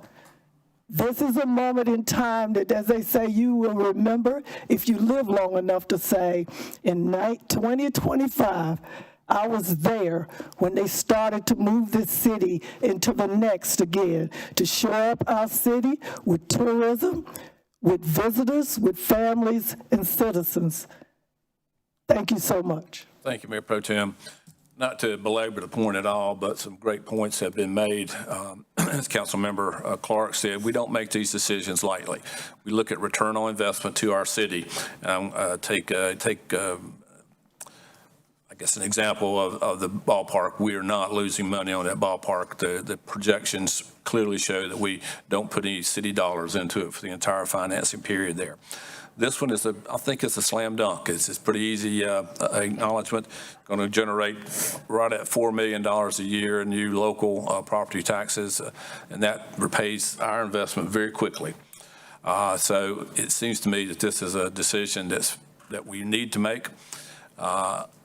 We can't afford to do public housing, social programs if we don't have tax base coming into our city. So you have to basically get these funds coming in, and then we can use them to support social programs. So Councilmember Burke, you asked to be. Thank you, Mayor. This is a great opportunity for our city, for the Northeast Ward. However, I believe that we have shown our support as a council. The $35 million that came from the state and through us, we have shown our support. It will be, we will see a great economic impact, I do believe. But I also believe that we represent the entire city, and we need to think about other pockets of the city where our citizens feel underserved. And the $4 million could really go a long way somewhere else. I believe because of the location for this project, that private investors would gladly be able to fill in that $4 million gap. So, thank you. Thank you. We do have a motion on the floor. All in favor of the motion, please say aye and raise your hand. Aye. Aye. 1, 2, 3, 4, 5, 6 in favor. All those opposed? 2. Motion passes 6-2. Thank you very much. Item G5, please. Item G5, resolution authorizing the purchase of Gillig 29-foot clean diesel buses for the Winston-Salem Transit Authority. Public Works Committee forwarded without recommendation. Mr. Fanzer, what are we doing here? Thank you, Mr. Mayor, Mayor Pro Tem, members of the council. I'll take just a moment to kind of highlight, and those that listen to our Public Works Committee appreciate the opportunity to walk through this item where I acknowledge the fact that our Winston fleet at large is behind replacement schedule. Currently, we have 45 buses in its fixed route fleet, and 24 of those or outside of what we call useful life. And you guys see these on the street of our city. They're in disrepair, a number of those, and our riders are tremendous assets to our city that utilize this aging fleet, and we value them on our buses, just not in the way that we replace our buses. And so the item before you really recognizes that need. One of the things that I'm thankful for in my job is to try to figure out ways to get creative to find funds to replace our fleet, because they are about $1 million a piece, the way we have historically been buying these as hybrid electric buses. So the item before you really considers a shift from that and to consider purchase of diesel buses, the new clean diesel by Gillig, for two reasons, really. To right-size our fleet as far as 29 foot, a little bit smaller. Some of our smaller routes could benefit from that with tighter turning radiuses, and of course the seating capacity fits those routes much better. But just a couple things I want to mention regarding the factors that can go into the consideration. Number one is cost efficiency. The new hybrid buses are about $1.2 million as opposed to the clean diesel, which are about $700,000. There's also consideration of delivery time, where the new hybrid buses are taking about up to 16 months to be manufactured and delivered with the various components that go onto those, and reducing that for the diesel bus is about 12 months. Now, not a large factor, but my next point really drives this point home, because maybe the most important consideration tonight is the fact that we don't have a very reliable fleet today. Every day we have an issue with a bus going out of service. So last year we had over 450 road calls. That's any call that comes in where it renders that bus not fit for revenue service, where we can't put passengers on that bus. And so that's folks that are not getting to work, not getting doctor appointments or anything of the like.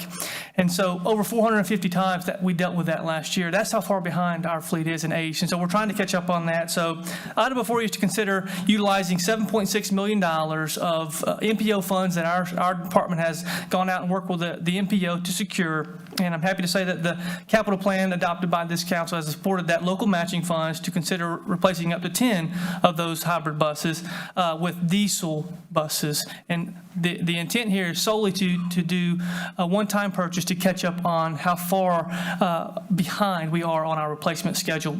Moving forward, our replacement rate should be about 4 buses a year. And so we've got to make some demonstrated efforts to get to that point where we can go and make good on our clean energy initiatives, where we are strategically replacing these with the hybrid and electric fleets that I think we all are going to be moving towards. But until such time, we have to make some demonstrated efforts to catch up, given how unreliable our service is today. Mr. Mayor, happy to take any questions. Thank you, Mr. Fansler. Any questions? Mr. Clark? Mr. Fansler, will you give us the average miles per gallon of the current fleet, which are old hybrid buses, I guess? That's right. The new, what do you call them, clean diesel, and then the Yes, sir. last ones? Yes, sir. So currently our hybrid buses get about 3.5 miles per gallon. The new clean diesels would get about 5.5 miles per gallon, and transparently, the new hybrid buses would get between 6.5 and 7 miles per gallon. That is the estimation from the manufacturer. So it's about from current fleet to a hybrid, new hybrid, it would be about a 45 to 50% fuel efficiency increase. Thank you. Councilmembers, there is a revised resolution at your place, and Councilmember Henry Bowen is going to make a motion, I believe. Thank you, Mr. Mayor. And if you don't mind, a quick comment. Mr. Fansler, thank you very much for your presentation, and I appreciated what you had to say about the 4 buses a year. As I said to you in private, I'd like to say in public, I would like for us to, as we move forward, to achieve those goals in the more hybrid electric bus engines, so we can achieve that sustainability goal that we have. I believe the city manager earlier said that we made the runner-up for most sustainable plan of some sort. I would like for us next year to get number 1, but also more importantly to have more sustainable buses. Also understanding the fact that our bus fleet is currently aging and needs to be replaced, and I understand the lead time is a rough one, and understand that we need to get our people who rely on these buses around respectfully in time. So thank you for that. And with that, I would like to make a motion that I move we adopt a resolution authorizing the purchase of 7 Gillig 29-foot clean diesel buses and 2 hybrid buses for the Winston-Salem Transit Authority. Second. Second by Councilmember Hall. Any discussion?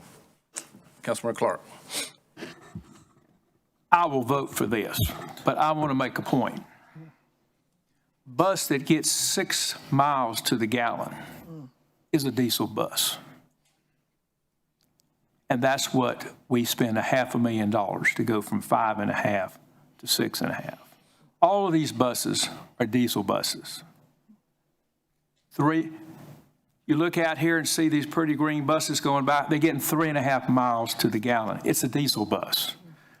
The clean ones get 5.5.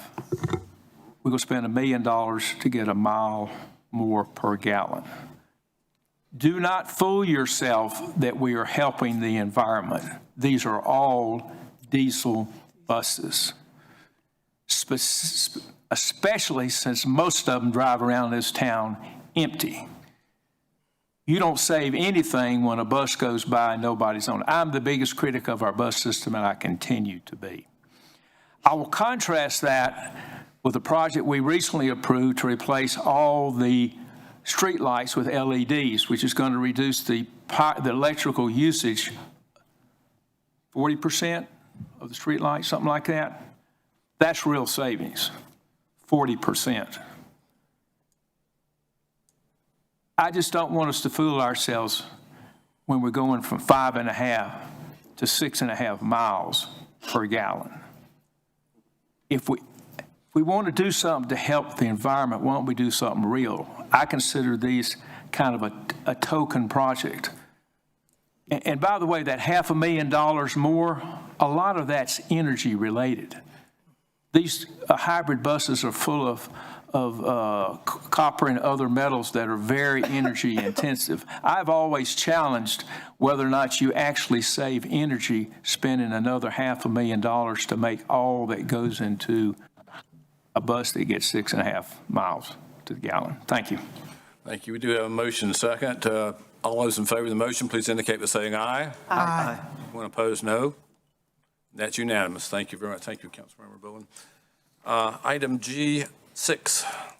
Item G6, resolution authorizing the City of Winston-Salem to lease park land to support a new downtown amphitheater. General Government Committee forwarded without recommendation.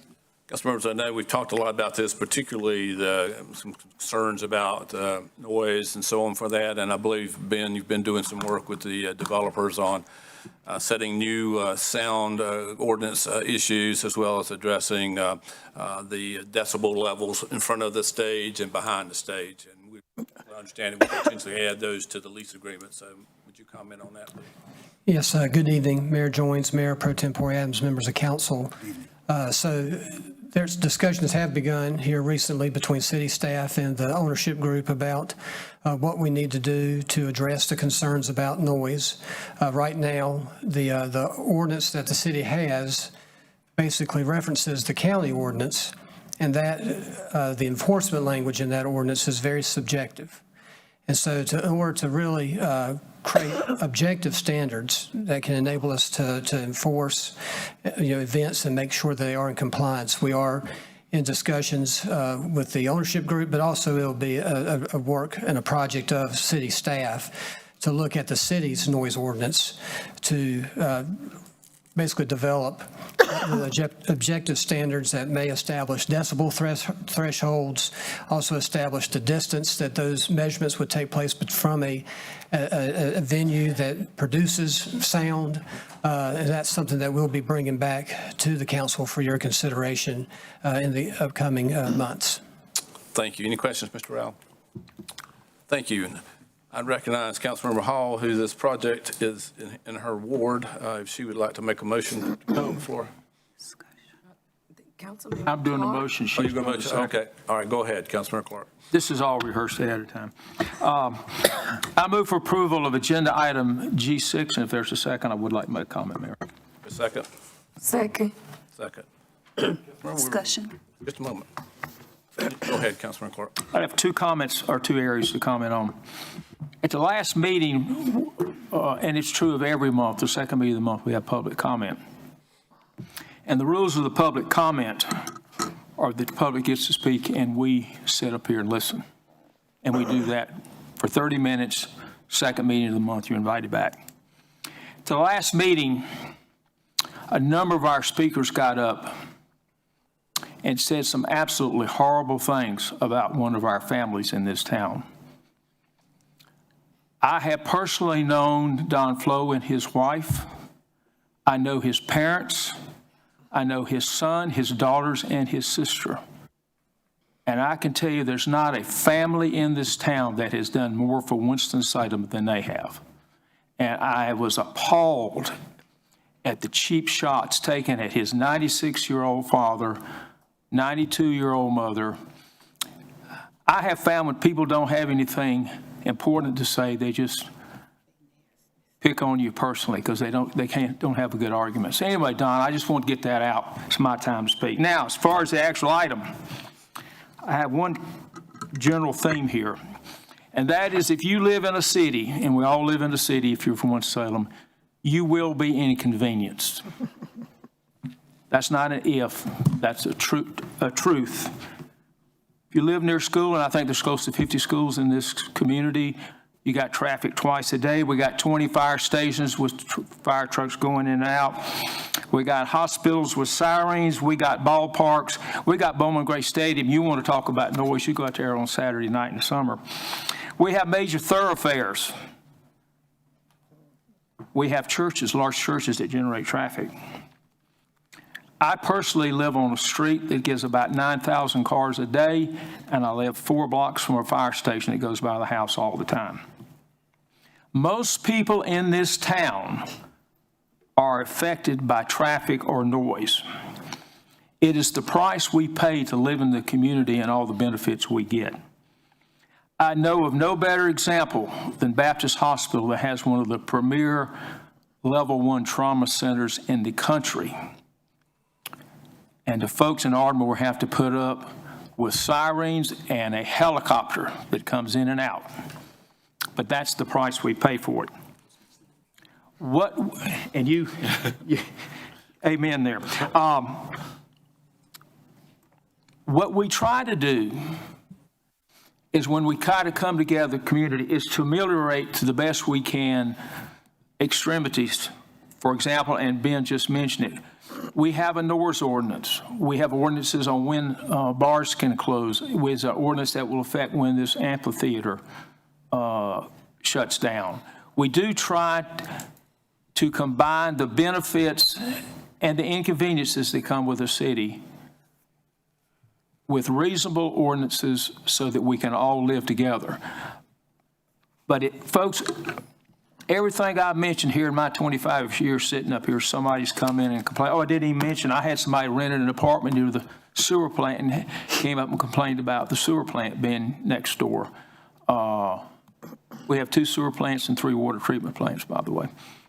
The point is there are inconveniences, but there are truly benefits that go with it.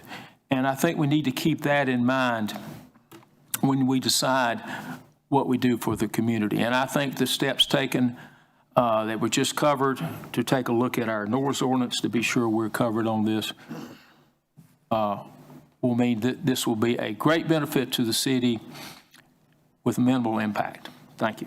Now, Councilmember Burke. Thank you, Mayor. I just have a few questions that probably can't be answered tonight and a few statements that I'd like to make regarding this agenda item. The first question, I guess staff can answer this later, is the city-owned property zoned RMU, residential, multifamily, unlimited? Another question for staff, and I see Aaron typing, he'll have an answer in a second. Another question, just a guess, about how many multifamily units could be built on this city-owned property. I ask this because we said that affordable housing was our #1 priority, and also it's on the website that under the Affordable Housing Justice Ordinance, one of the main objectives states that objective says it is to increase the supply of affordable housing by using city-owned land. So another question that I have, I have received over the last few days over 125 emails from residents from all over the city who are concerned about the residents at Crystal Towers being included in the conversation about the amphitheater or the proposed amphitheater that will be built right across the street from where they live. And the question is, according to Jason Thiel's email, I think that went to all of us, he said that the citizens at Crystal Towers have agreed to a meeting on September the 5th.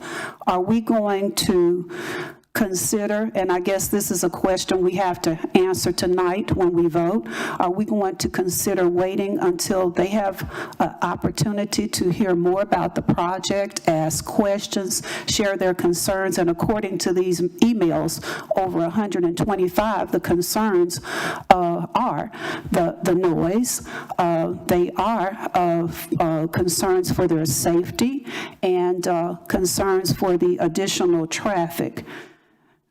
Question number 4, as I've done some research on amphitheaters, I have read that some amphitheaters build under the stage storage.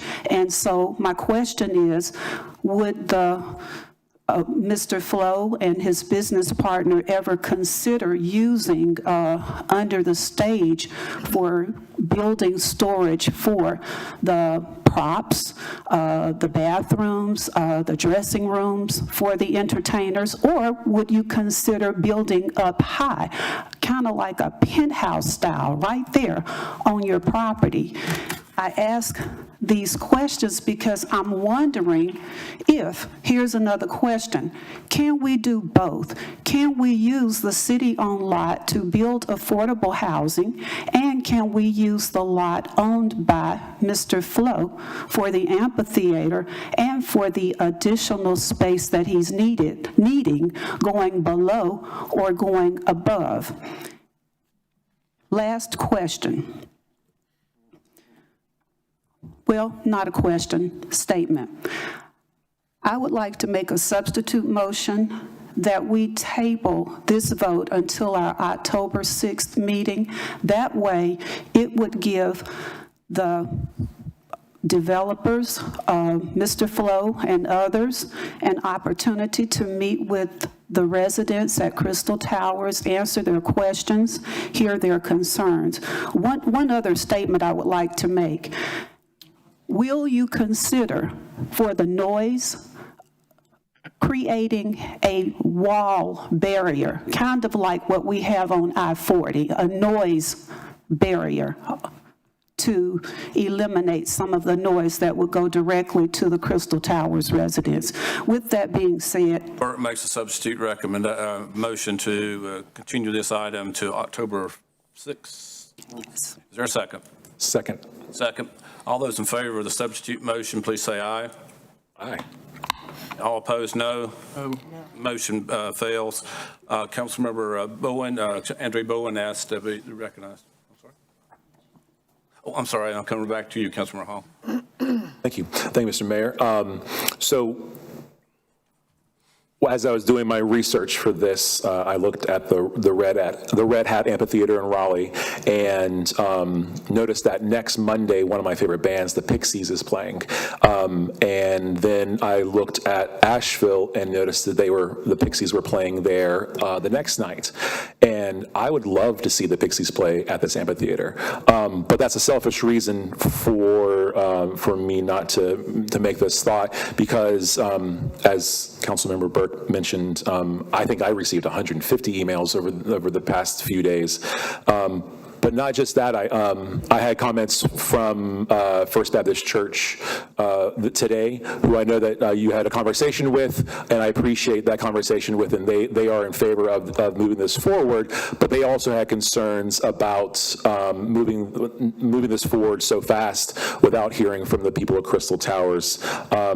So I know we've already voted on it, but I just wanted to have that to say. I'm a musician. I want music to be in town, but I think that it would be good to hear from the neighbors who are most impacting. Thank you. Thank you. Councilmember Hall.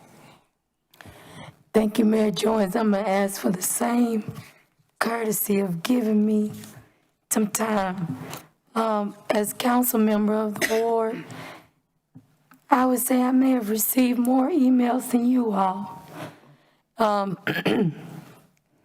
First, one thing that I want to make sure that is clarified, the vote before us is not the amphitheater. The vote before us is to lease land that is deemed right now as parkland, okay? That's one, and the other thing is for street closures that will take place on nights of the events, which is no different than what we would do for any sort of event that we would do downtown. The vote is not about amphitheater. We're not giving money for an amphitheater. Those are private funds that have been committed to this project. So I want to make sure that that's clear, because in some of my emails, it was a distorted view of what we're voting on and what we're not. So that's the first thing. Make sure everybody's clear on that. The other thing is that in the committee meeting that I believe that we had on August the 11th, and I'll make sure I say the committee meeting, Housing and General Government, we may just call it General Government now. But in that meeting, something was brought up, and that was about whether or not affordable housing could be placed on parkland, okay? I believe that does require council action to kind of reclassify that land if that's something that we want to do. So right now, that can't even be done. So that's another point of clarity, because we're talking about parkland. Another thing to note, though, is that since that's come up, I think it, is something that we can look at in the future, of looking at underutilized parkland, if that's something that we feel like that we may want to recategorize specific parkland that's underutilized in other parts of the city, and if we would want to do affordable housing there. So that's that. The other portion is, I did ask staff for the cost of maintaining that lot that we currently have. I think that is maintained by vegetation management. I know staff has a lot going on, but I don't know that I received that. But the reason that I wanted to have that is to be able to make some sort of comparison of what the city currently spends on managing that lot versus what could happen. And by the way, we can get that. But by the way, if this space is leased, it is on the leasee, and which that's another point of clarity. Nobody's asking to purchase this land. It is asking to be leased. If the land is leased, and it is being asked to be leased for, fact check me, okay, for 5 years at $1 a month for a total of $12 a year, that would be, if my math is right, about $60. Now, roughly. Now, some folks have emailed me and said, oh, goodness, why is that happening at $1? That this is a sweetheart deal, you're giving this away, whatever. The reality is, this is not anything different than what the city has operated on. This is actually the policy. A lot of people may not know that, but I actually went through and I thought about leasing some land years ago for a community garden. Anyway, it doesn't matter. But I had to go through risk management and find out what that process was. They talked about getting insurance, because if somebody wanted to clear out the land and they decided to put a backhoe there or something like that, they park it, a kid gets out of school, they say, oh, this is heavy equipment, they want to play on it. Next thing you know, even though the city owns it, but the person is leasing it, who's liable and all that. I would imagine that the same sort of requirements would be in place for Mr. Flo or whoever wants to lease that property. And so that's important to know, that this is nothing different. I know sometimes people don't know that, but hopefully you have heard about where the city has given $1 deals to developers for housing. I mean, this is, it's kind of standard. So that's another point of clarity, because I do think it's easy for misinformation to get out. The other portion of this is something that I talked about one of the last times, and that was when I was trying to talk about a misquote in the paper, and that was one of the things that I talked about was the misstep that has happened. That's the elephant in the room, and that is the Crystal Towers residents were not told about this before this hit the media. We all know that. That was a misstep, period. There's no other way to look at it. There's no other way to say it. It should not have happened, and it happened.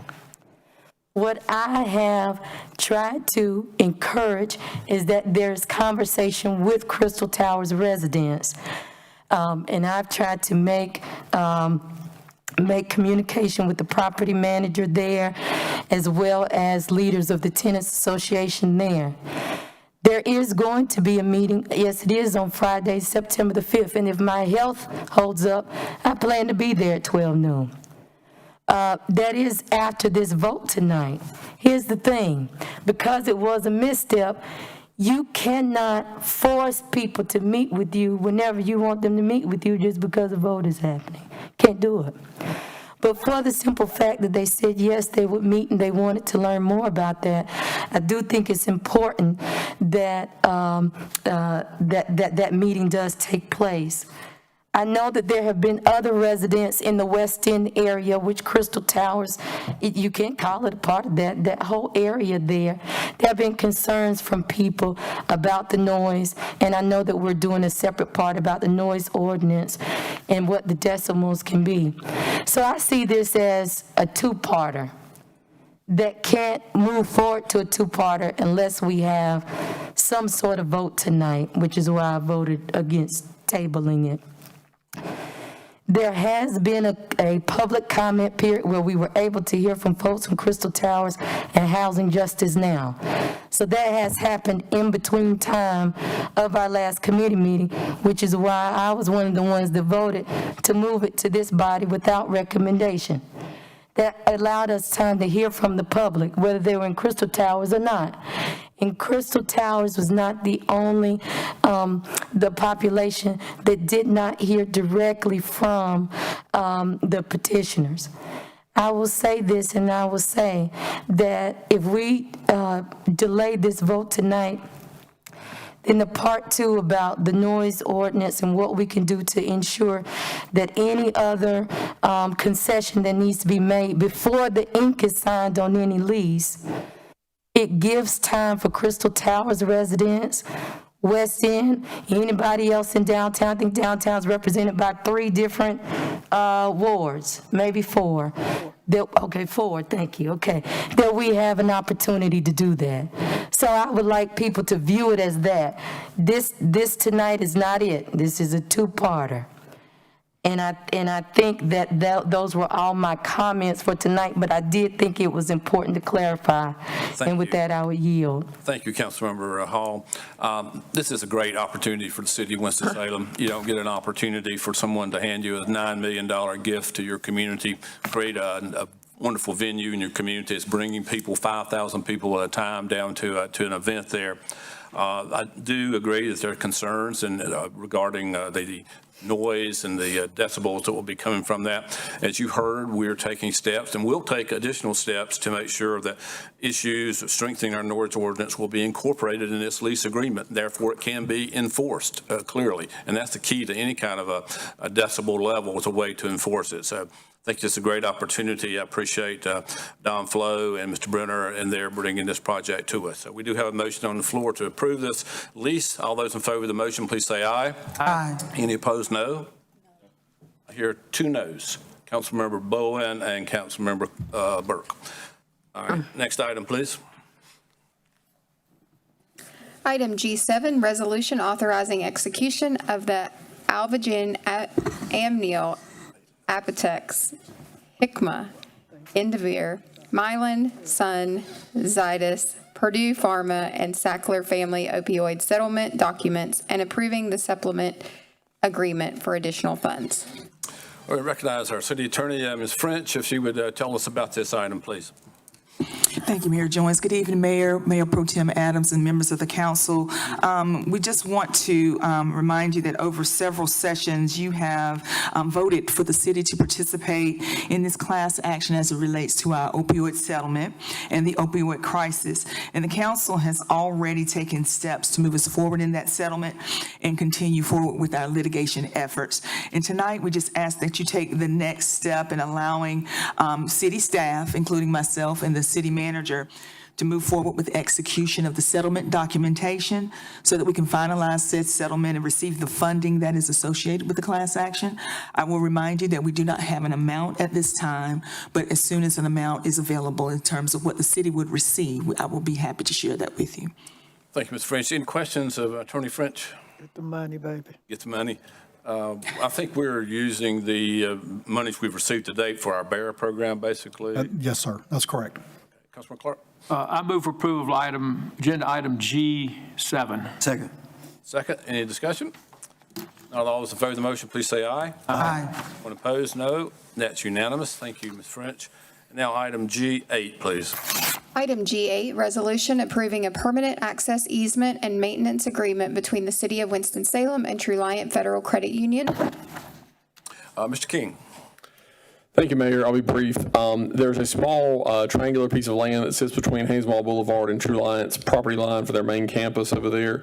20 years ago, when that campus was being constructed, the city granted a temporary construction easement that allowed for that road to cross city land to access out to Haynesmall Boulevard. We did not grant a permanent maintenance and access agreement. And so Truliant is in the process of going through a real estate transaction. This was discovered through a title search. And so the item before you would essentially formalize what has been in place for the past 20 years, and it would formally allow Truliant to maintain and access across city land. Glad to answer any questions. Any questions, Mr. King? If not, what's the pleasure of council? Ms. Clark, you got a motion? Move approval. No, I don't. I move for approval of agenda item G8. You will. Second. Any discussion? All those in favor of the motion, please say aye. Aye. Any opposed, no. That is unanimous. Is there a motion to adjourn? So moved. Moved. Oh, I'm sorry. Want to make one? I'm sorry. Go ahead, Councilman Scipio. Yeah, thank you, Mr. Mayor. I just wanted to make one comment about something that happened this week. For those of you who may have gone to the fairgrounds on Friday, the film The Barb was being produced there. And The Barb is about George Moses Horton, who was the first published African-American poet in North Carolina. Regrettably, Old Salem and Historic Bethabara denied the producers the ability to film this on their site. However, Rebecca Clark, who is our executive director of the Film Commission, remembered that at our fairgrounds there is an old village. And she thought the village just might work. The producers are from Winston-Salem and graduates of the School of the Arts. So I went out there, and boy, was there an amazing setup. All of the houses were, well, they were sort of transformed to simulate the times in the 1700s. It was just not wonderful to see. There are so many different jobs that came and services that of the support crew. But I just want to give a shout out to Melissa Taylor and Robert Mulhern at our fairgrounds for the excellent work they did working with that crew. And the film industry can be a very vibrant industry here, but just to see the back of the house for that was just wonderful. And I just want us to recognize our staff that's so professional that made that work for the film crew. And hopefully you'll all get invited to the premiere of this marvelous film. Thank you, Councilman Scipio. Now I entertain a motion to adjourn. So moved. Motion by Mayor Pro Tem and seconded by Councilmember Hall. All those in favor of the motion, please say aye. Aye. Anyone opposed, no. We are adjourned.